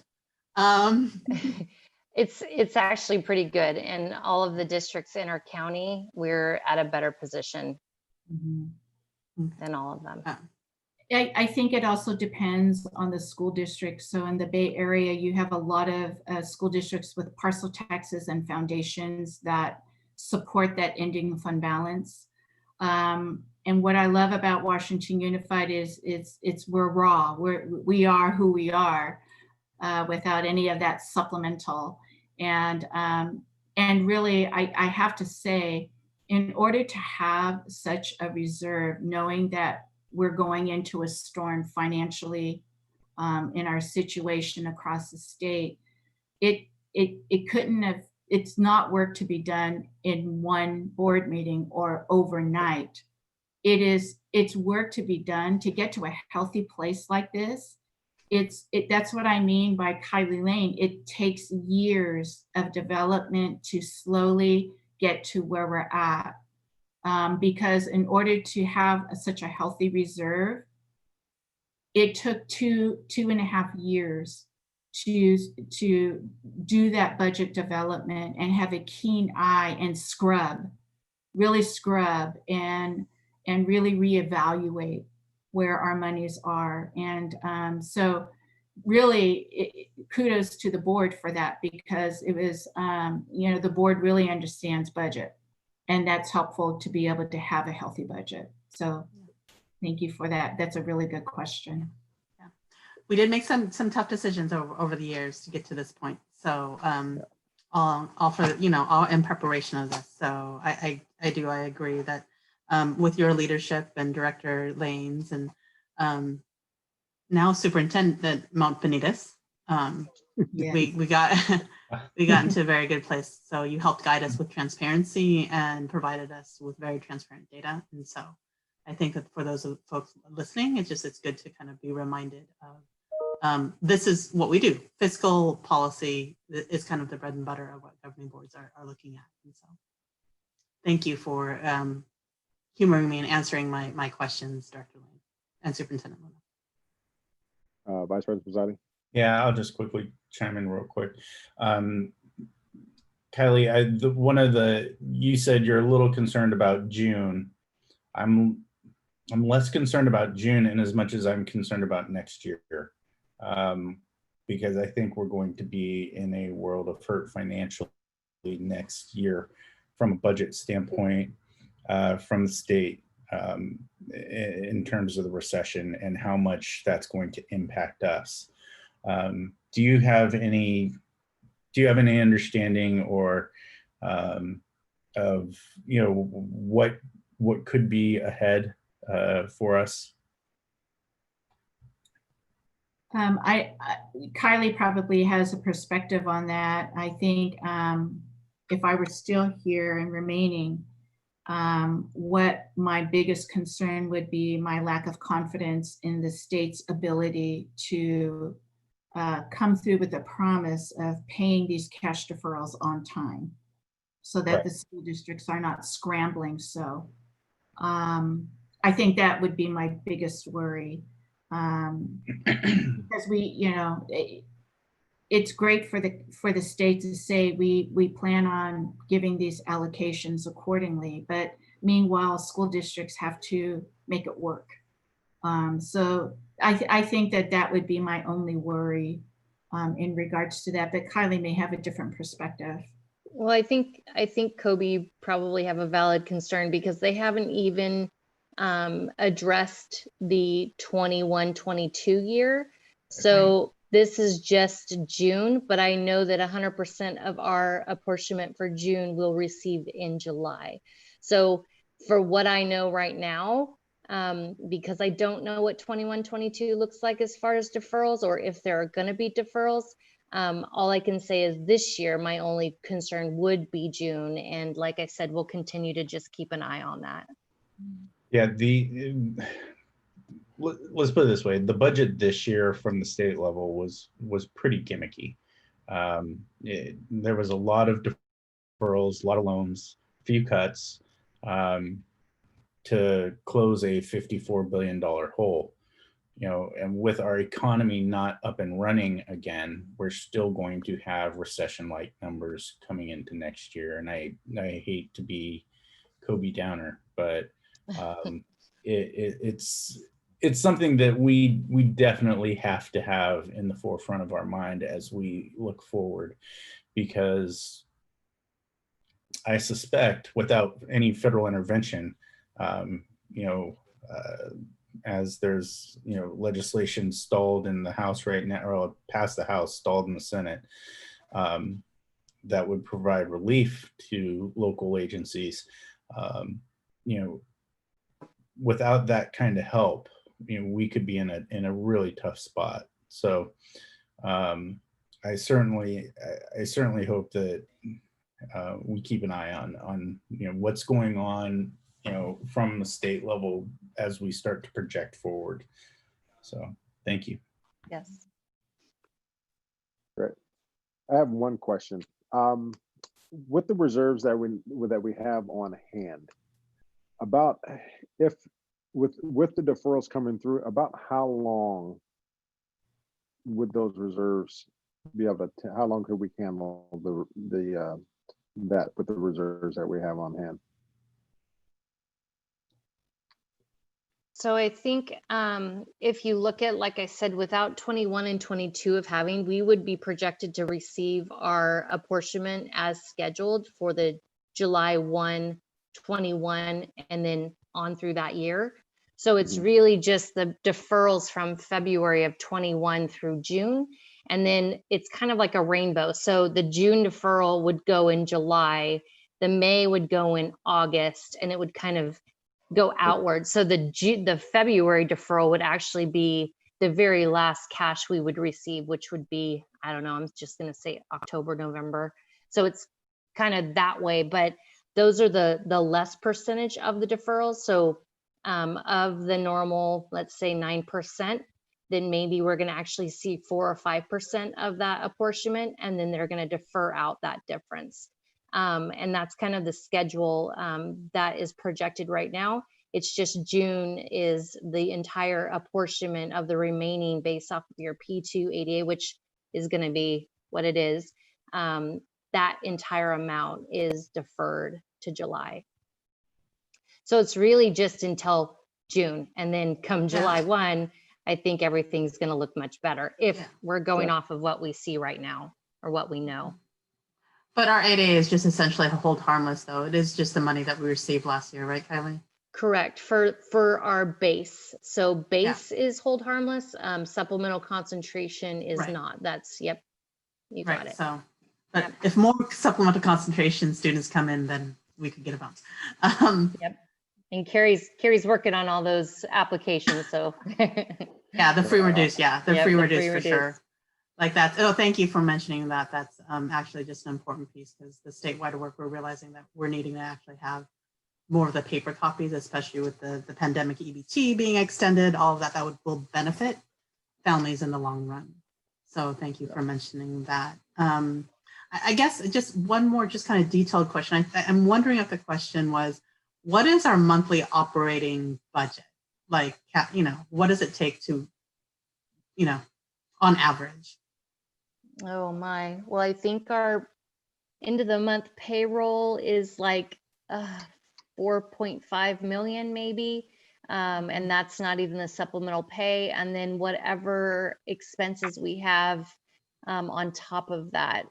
So that's ballpark. Yeah, I would say anywhere around 6 million, 6.5.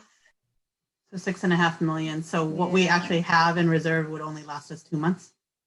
Yes. Roundabout. I think that's the question, right? President Jackson is like, well, cash that on was the hand. question. So I just for clarification.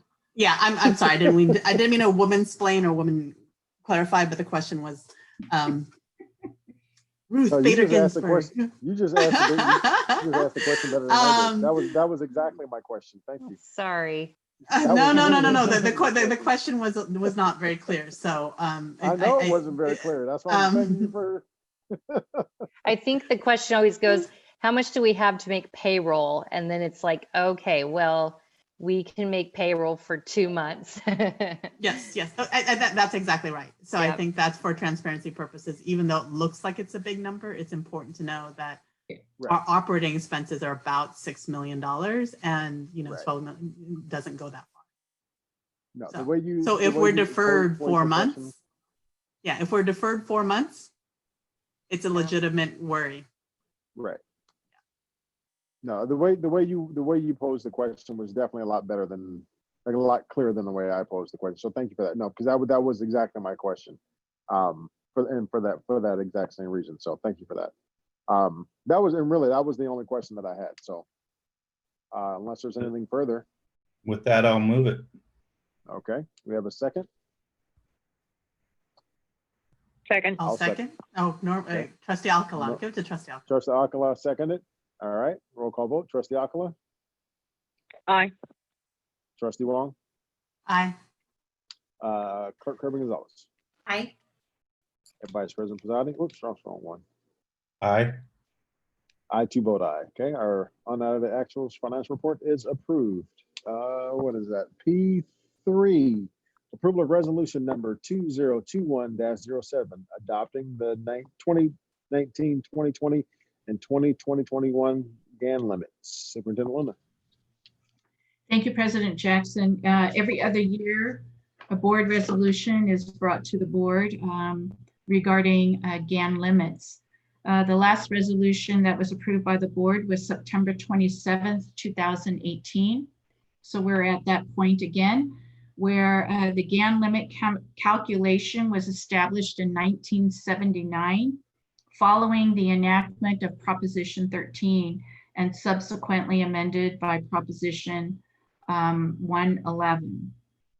Now, by education code, it does require that the board adopt a resolution to identify these appropriations limit for the district for the preceding school year. So that's what resolution 2021-07 represents. It represents 2019, 20, and this year, 2020, 2021.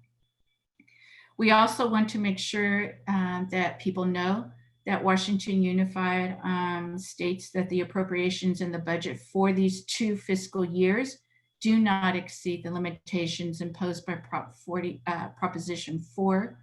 And so with that, we are bringing that forward for the board's approval.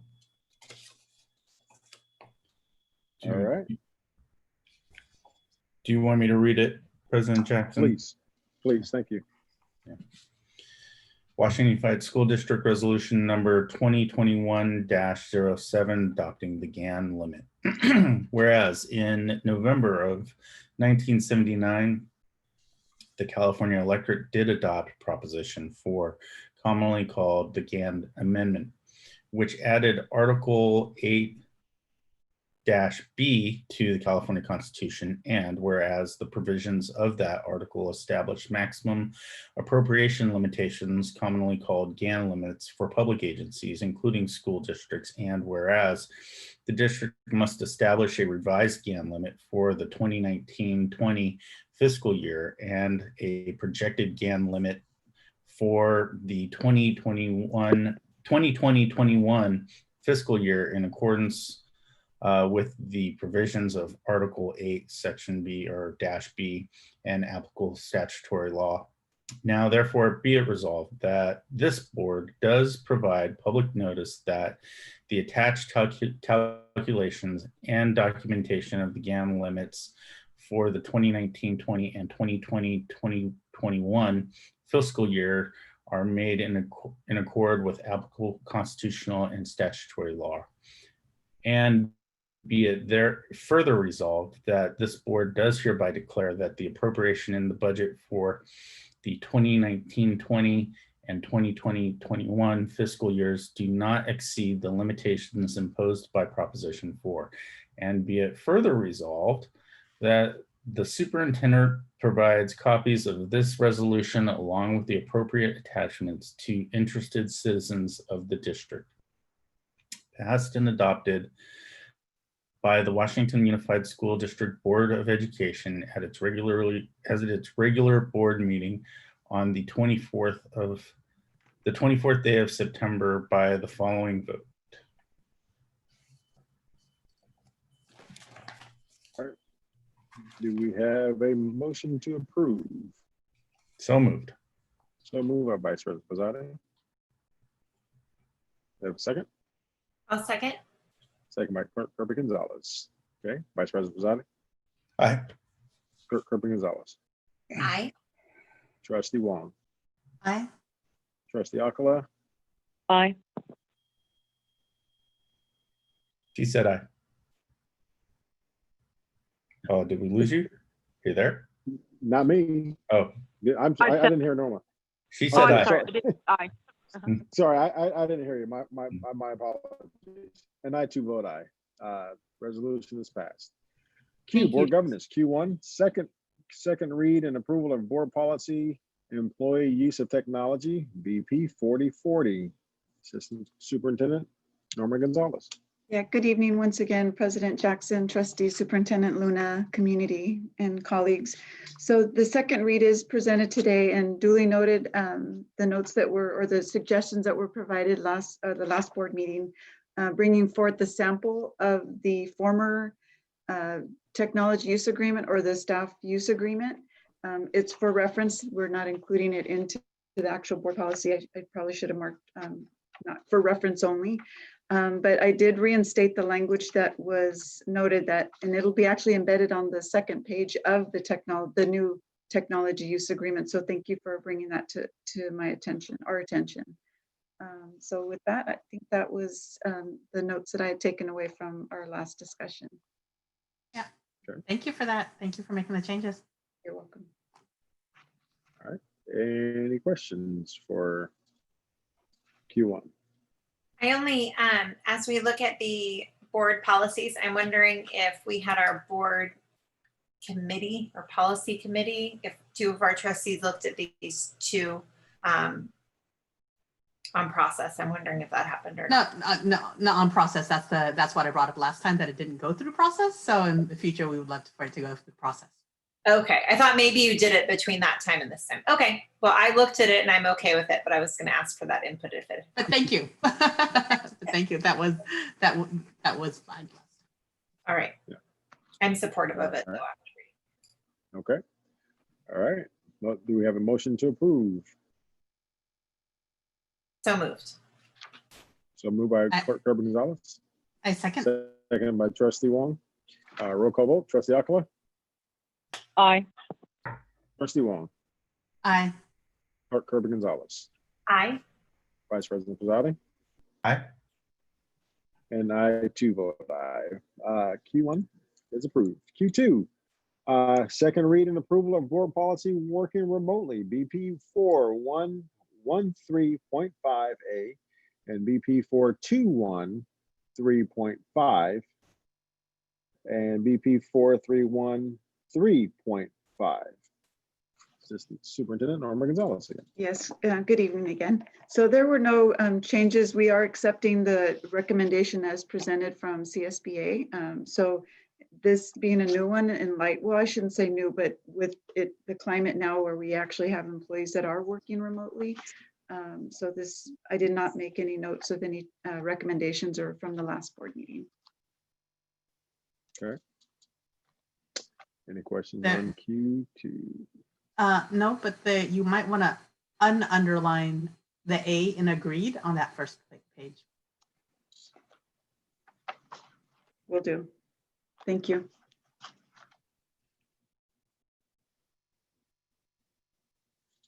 Got it. Thank you. I mean, it's a CSEA board policy. And then there's I would just go through, there's a couple of places where that's happened before you post it. Will do. Thank you. Sorry about that. That's okay. Got it. With that, and with those changes, I suggest that we move. Okay. So are you making the motion? Yes. Okay. Do I have a second? I'll second. Second by Clerk Kirby Gonzalez. Roll call vote. Vice President Posadi. Aye. Clerk Kirby Gonzalez. Aye. Trustee Wong. Aye. Trustee Alcala. Aye. And I too vote aye. Q2 is approved. Q3, second read and approval of board policy virtual learning, BP 6157A, B, and C. So Superintendent of Education, Stan Worcich, you're up. Yeah. Good evening, board, everyone who's still watching. This is a second read as well. And last time around, we had a recommendation on some formatting that we changed. And in addition, there was a recommendation to put a brief definition at the top. So we included those in this one, and we'd like your approval. Okay. Any questions on Q3? Comments? Do we have a motion to approve Q3? So moved. Don't everyone speak at once. So moved by Clerk Kirby Gonzalez. We have a second. I second. Second by Trustee Wong. Okay, Trustee Alcala, roll call vote. Aye. Okay, Trustee Wong. Aye. Clerk Kirby Gonzalez. Aye. Vice President Posadi. Aye. And I too vote aye. Okay, that Q3 is approved. The virtual learning policy is approved. Q4, approval of resolution number 2021-08, National Suicide Prevention Month in September. Thank you, President Jackson. First of all, I'm mortified that my video was on and I just took a bite of my dinner. Okay, I'll just because I'm sure people saw that. We also saw that you left and had a drink of water, all the things. Great. Let's think of it this way. You're taking a bite of dinner at 9:40 at night. So Wow. Okay, I just can't believe I did that. On this particular resolution, it is National Suicide Prevention Month in September. I would be remiss if I did not bring this forward for the board to review, as if there's ever a time in education, it is now, where we should really be very alert to suicide prevention and what our students are going through, being in a virtual setting, not having contact with the people that they've made relationships and connections with at school, and just being in that school environment for many of our students where it's a safe haven for them. We also know that many of our students are experiencing other areas of their life in their home, and it's just made them question. I mean, as adults, we've gone through that, and imagine what our children are going through. So we bring this forward tonight for the board so that we can share this out to our staff and community, to put it on the eyes and the ears of our entire village, our entire community, to be the caretakers of all of our children in West Sacramento, not just for the month of September, but from here on out, especially during this time. I move to adopt. You want to read it first, Kobe? Oh. Yeah, I'll read it first. I just like to say also that, this is, given the union that I represent of psychiatric nurses, this is kind of a near and dear resolution to me, especially with suicide being such a tragic event. My nurses that I represent work to treat people with mental illness and help them, and so calling awareness to suicide and suicide prevention, we've participated in things called the Out of Darkness walks, which generally happen from middle of September throughout the month of October. So I'd be remiss if I didn't plug the Out of Darkness walks that are going to be coming up. All you have to do is Google Out of Darkness walks, and you can find out where your local Out of Darkness walks will be at, and you can help participate in that way. And with that, I will read it. Hang on a second. Washington Unified School District Board of Education Resolution number 2021-08, resolution recognizing September as National Suicide Prevention Month. Whereas the Washington Unified School District Board of Education acknowledges that suicide is a serious public health problem that takes an enormous toll on families, students, employees, and communities. Whereas according to the Center for Disease Control and Prevention, suicide is the second leading cause of death for youth ages 10 through 24. Whereas in September 2016, Governor Jerry Brown signed Assembly Bill AB 2246, now California Education Code 215, that took effect in 2017-2018, setting a requirement for all local education agencies, including county offices of education, school districts, state special schools, and charter schools that serve pupils in grades 7 through 12, to adopt a policy on pupil suicide prevention that specifically addresses the needs of high-risk students. Whereas 90% of deaths by suicide can be attributed to mental illness. Mental illness is treatable, and youth suicide is a preventable public health problem. Whereas factors such as discrimination, adverse childhood experiences, stigma, familial and community rejection, mental illness, and other factors that comprise life functioning may result in elevated suicide risk, particularly for vulnerable student populations. Whereas children and teens spend a significant amount of their lives in school, and the personnel who interact with them daily are in a prime position to recognize the warning signs of suicide and make the appropriate referrals for help. Whereas suicide prevention involves the collective efforts of families and caregivers, the school community, mental health practitioners, local community organizations, and related professionals to reduce the incidence of suicide through education, awareness, and services. Whereas school personnel are instrumental in helping students and their families by identifying students at risk and linking them to school and community mental health resources. Whereas suicide prevention must involve school-wide activities and programs that enhance connectedness, contribute to a safe and nurturing environment, and strengthen protective factors that reduce risk for students. Whereas National Suicide Prevention Week will be observed from September 9th through the 15th, 2020, to help call public attention to the increasing incidence of suicide and to inform about suicide prevention and warning signs of suicide. Now, therefore, be it resolved that the governing board of the Washington Unified School District hereby declares September Suicide Prevention Awareness Month in the Washington Unified School District, and be it finally resolved that by the adoption of this resolution, the board encourages all students, faculty, administrators, and parents to promote a climate of positive behavior support and intervention, monitor students' emotional state and well-being, and make referrals for crisis support and mental health as needed and throughout the school year beyond the National Week.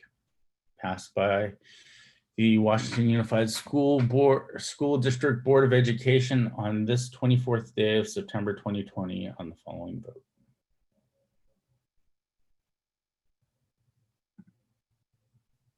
Okay. Do we have a motion to approve the resolution? I move. Okay. Do you have a second? A second. Okay. Roll call vote. Vice President Posadi. Aye. Clerk Kirby Gonzalez. Aye. Trustee Wong. Aye. Trustee Akala. Aye. And I too vote aye. Resolution is approved. Q5, approval of resolution number 2021-09, celebration of National Hispanic Heritage Month in September.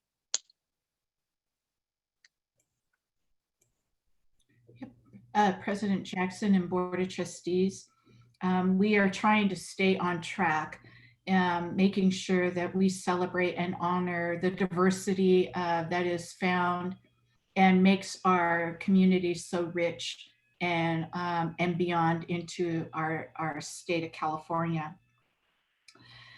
The month of September is recognized as National Hispanic Heritage Month. Many school districts across California have adopted this resolution or similar resolutions.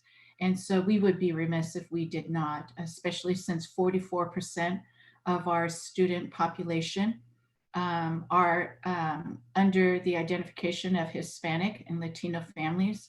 And so we honor them through this resolution. And what our interest and our desire is that it's not just for the month of September, but that we find throughout all of our curriculum, throughout the entire school journey, that we find the contributions of Hispanic leaders and our Hispanic women who have made a difference, not just for themselves, but for the generations that follow them in their people. So with that, we bring forward this resolution.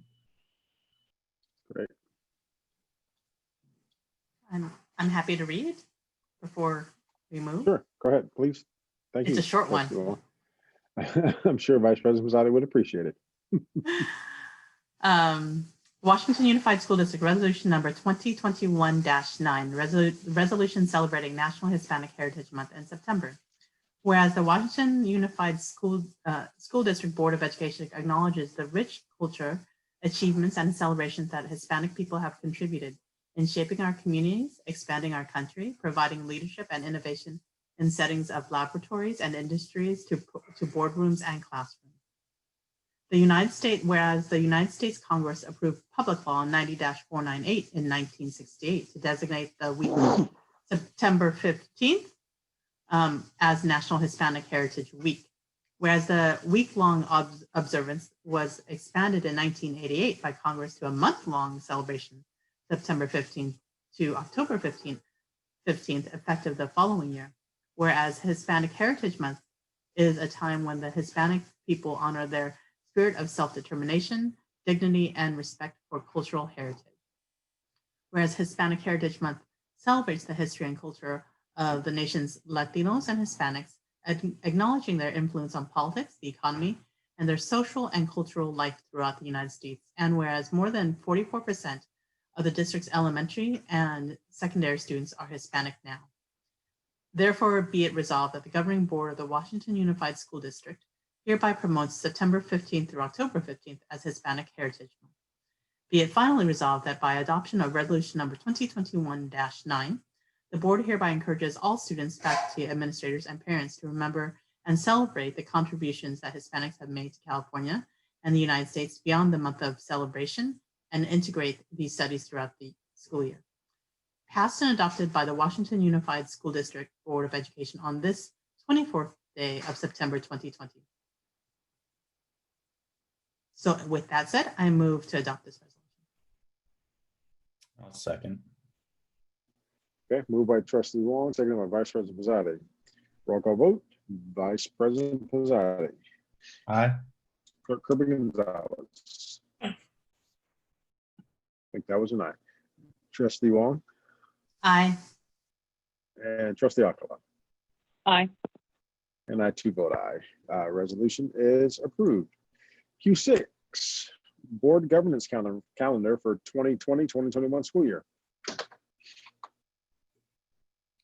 President Jackson and Board of Trustees, attached on this agenda is the 2020-2021 school year board governance calendar that the board received prior to starting July 1st.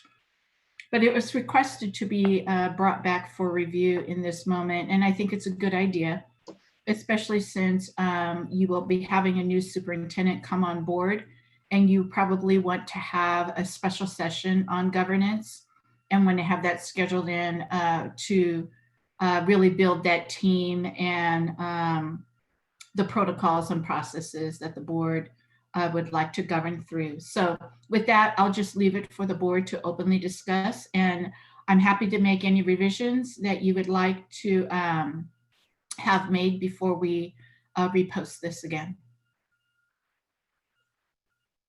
So it looks like you made that change for January 2021 already, or has it always been January 2021? It's always been there. Yeah, it's always been there because usually there's a cycle for this particular year, a cycle of an election. Yep. So CSBA puts that on there. Yep.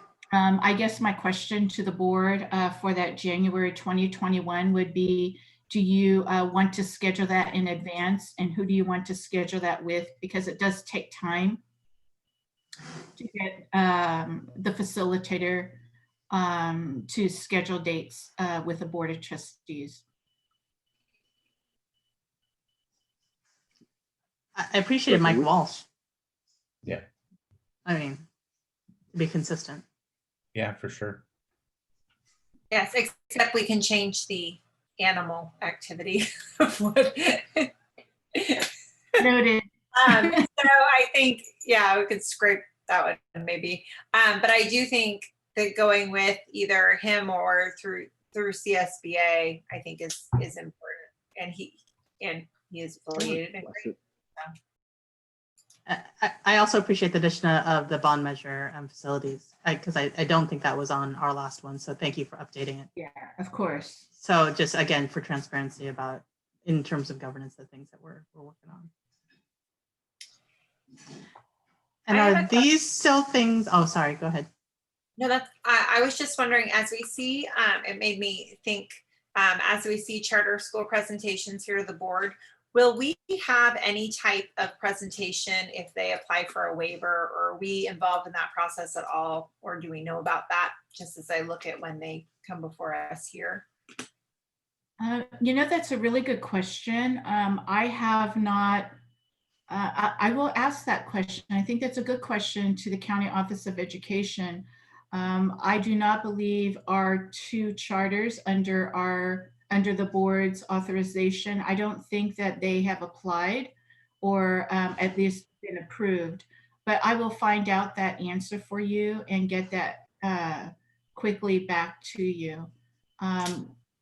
We always ask to review their LCP, their LCAPs, and Kylie Lane does review their budgets, particularly during this time, to ensure that they have the cash reserves that they need, as they will be experiencing similar situations. So I will ask that. Can I also request that Dolores Huerta Day resolution be adopted in the month of, is that April, Norma? Yes, it is. It's April, and I think it's, I'm going to say let me get the date, but it is in April. Okay. I just want to, yeah, that's what I just want to, that resolution isn't part of this, so I just want to make sure that we add that to this governance board as well. Yeah. And then I think that there was also a good suggestion from Clerk Kirby Gonzalez, and I don't know how people feel about it, just adopting all the resolutions in advance and giving the calendar out to teachers versus every single month. I think that's a very good idea. I know we have a Pride as well in May, is it? June. Yeah, it's just something to think about. So yeah, I think it's always been a good, like, well, oh, we just passed this, and you know, teachers like, oh, we didn't know that the board had passed this. So just adopting it just at the beginning or the next month, and then making a celebration or a note of it, maybe. I like in that our idea. board meetings for the month. Yeah. Yeah, and it gives them time to plan. I'm sorry if I'm interrupting. I can't see anyone's face. I'm on the phone, so just sort of. But I like that idea, and I think it really gives the teachers time to plan celebrations or bringing books in, relevant to whatever's being celebrated that month. It's a good idea. So I would suggest that, I guess that's in the future board meetings, but I don't know if things are different, but I just think as people plan, like it'd be nice to have Clerk Kirby and Gonzalez is unmuted, so I'll give her the rest of the floor on that issue. Thank you. I was just going to add our teachers and our, all staff, it's important to know, but just if we're calling out specifically, our librarians too are important in that process. Wait, sorry, the librarians are on that part of the resolution? Oh, no, sorry, to make sure that they're specifically aware. So something might be shared out to all staff, but I think specifically people that, really implement these things they have an important role to take in the books that are out, when we're physically in school, but the books that they share and choose. Yes, I agree. And I think we definitely do need to do a better job of that.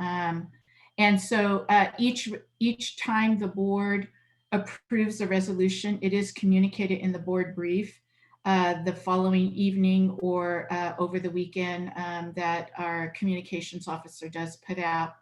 But, I think, would you like for us to put that on a future agenda item where all the resolutions moving forward will be approved at one time, or how do you want to do that?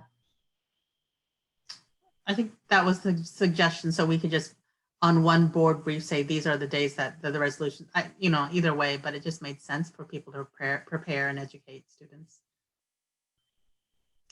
And so the idea was to pass the resolutions early, but also celebrate in the month that it's. Oh, got it. Now I understand that. Okay, got it. Right. So celebrations are separate and different from just passing the resolution that we're going to do something. Correct. Okay, that makes sense. On process. Yeah, on process, resolution passed at the beginning. Celebrations can happen within the month that they're supposed to. To clarify, Jackie would like to read them all in one night. Not me. I would like somebody to read them all in one night. And post and if they're posted in a plate. I mean, anyways, like we can figure that out so that people know. We'll have the new plan their year. Yeah, absolutely. And the last thing is, since we're talking about new superintendents, this is outdated for you because we're not going to do a superintendent mid-year review in December. Right. So we need to update the human resources piece for the superintendent search and all of that. So just yeah. Okay, so I can revise that to put the superintendent search in your governance calendar here. Yeah, okay. And then I don't know if the board wants to talk about, January it says superintendent mid-year progress report. So versus just setting the goals for the new superintendent, et cetera, et cetera. We need to. This is just the process, right? So if we hire somebody, we should give them a month to set their own personal goals. We need to extend past 10 o'clock. So oh, Jackie. We had to talk. So I move. I second. All right. Trustee Aquila. Roll call vote. Trustee Wong. Aye. Clerk Kirby Gonzalez. Aye. Vice President Pizzati. Aye. I had 2 vote aye. See? Okay. I feel like if we provide this to whoever's coming in, they have a clear goal. Like it's actually a nice tool to give a new superintendent. So it also could be your parting gift, President Jackson and Superintendent Luna. I have a big gift for my successor. It's a very large binder that's being created. But in terms of this governance calendar, yes, I think that is a good idea. So does the board feel like you need to approve a revision to it, or do you want me to just send it revised so that everybody has it? Yeah. And we can also share it with the entire district too. So. Oh yeah, absolutely. So if you want to and we can provide comments individually, but like just noting that the superintendent piece was the biggest piece of it. Yeah. Okay. Yeah. So if they are coming on board by January, my guess is to give them about a month to set goals, or y'all think that we still should talk about goals January 1st or January? Well, if I may make a suggestion, perhaps the board would want to give some guidance to goals for the first 6 months. Okay.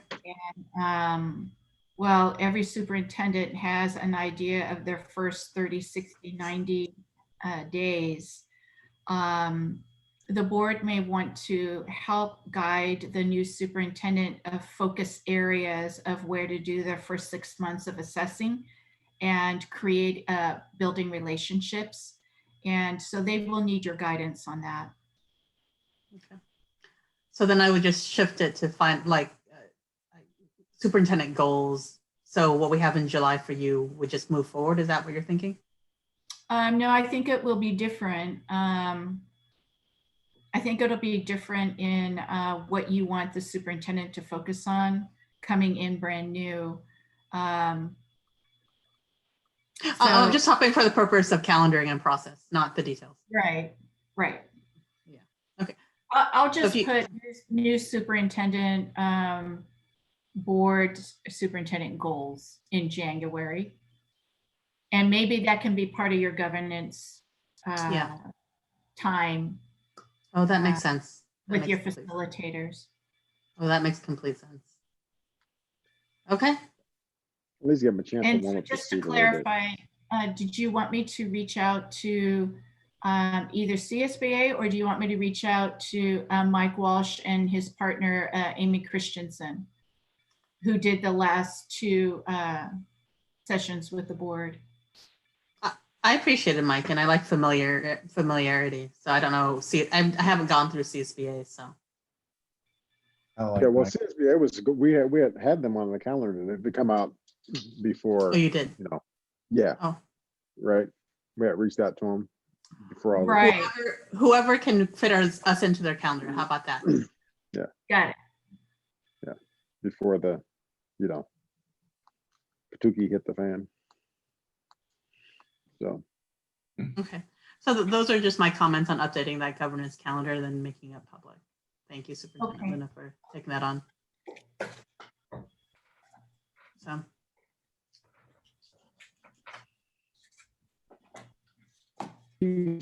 All right.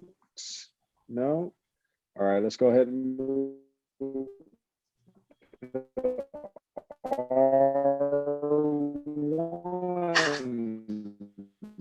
President Jackson, you want me to take over for a second while you get out of the Future fishbowl? board agenda items, policy subcommittee meeting for discipline and dress code and a virtual learning model.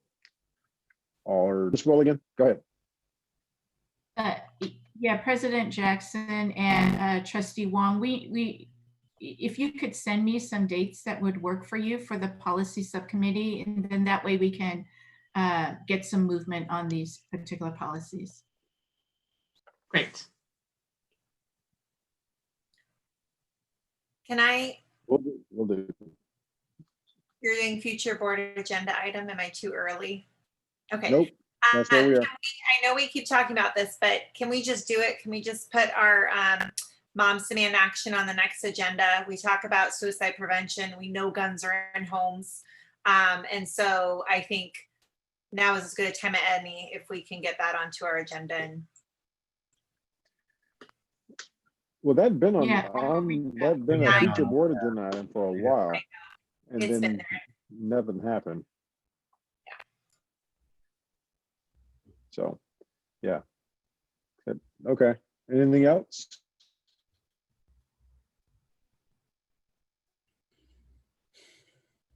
Okay, Juice Freeze. And then we have R2 technology update report. That's good. I'm sorry. You're cutting out, or you're very Okay. delayed, so we can't. You're talking very delayed. And very slowly. Correct. Yeah, we got you now. Okay.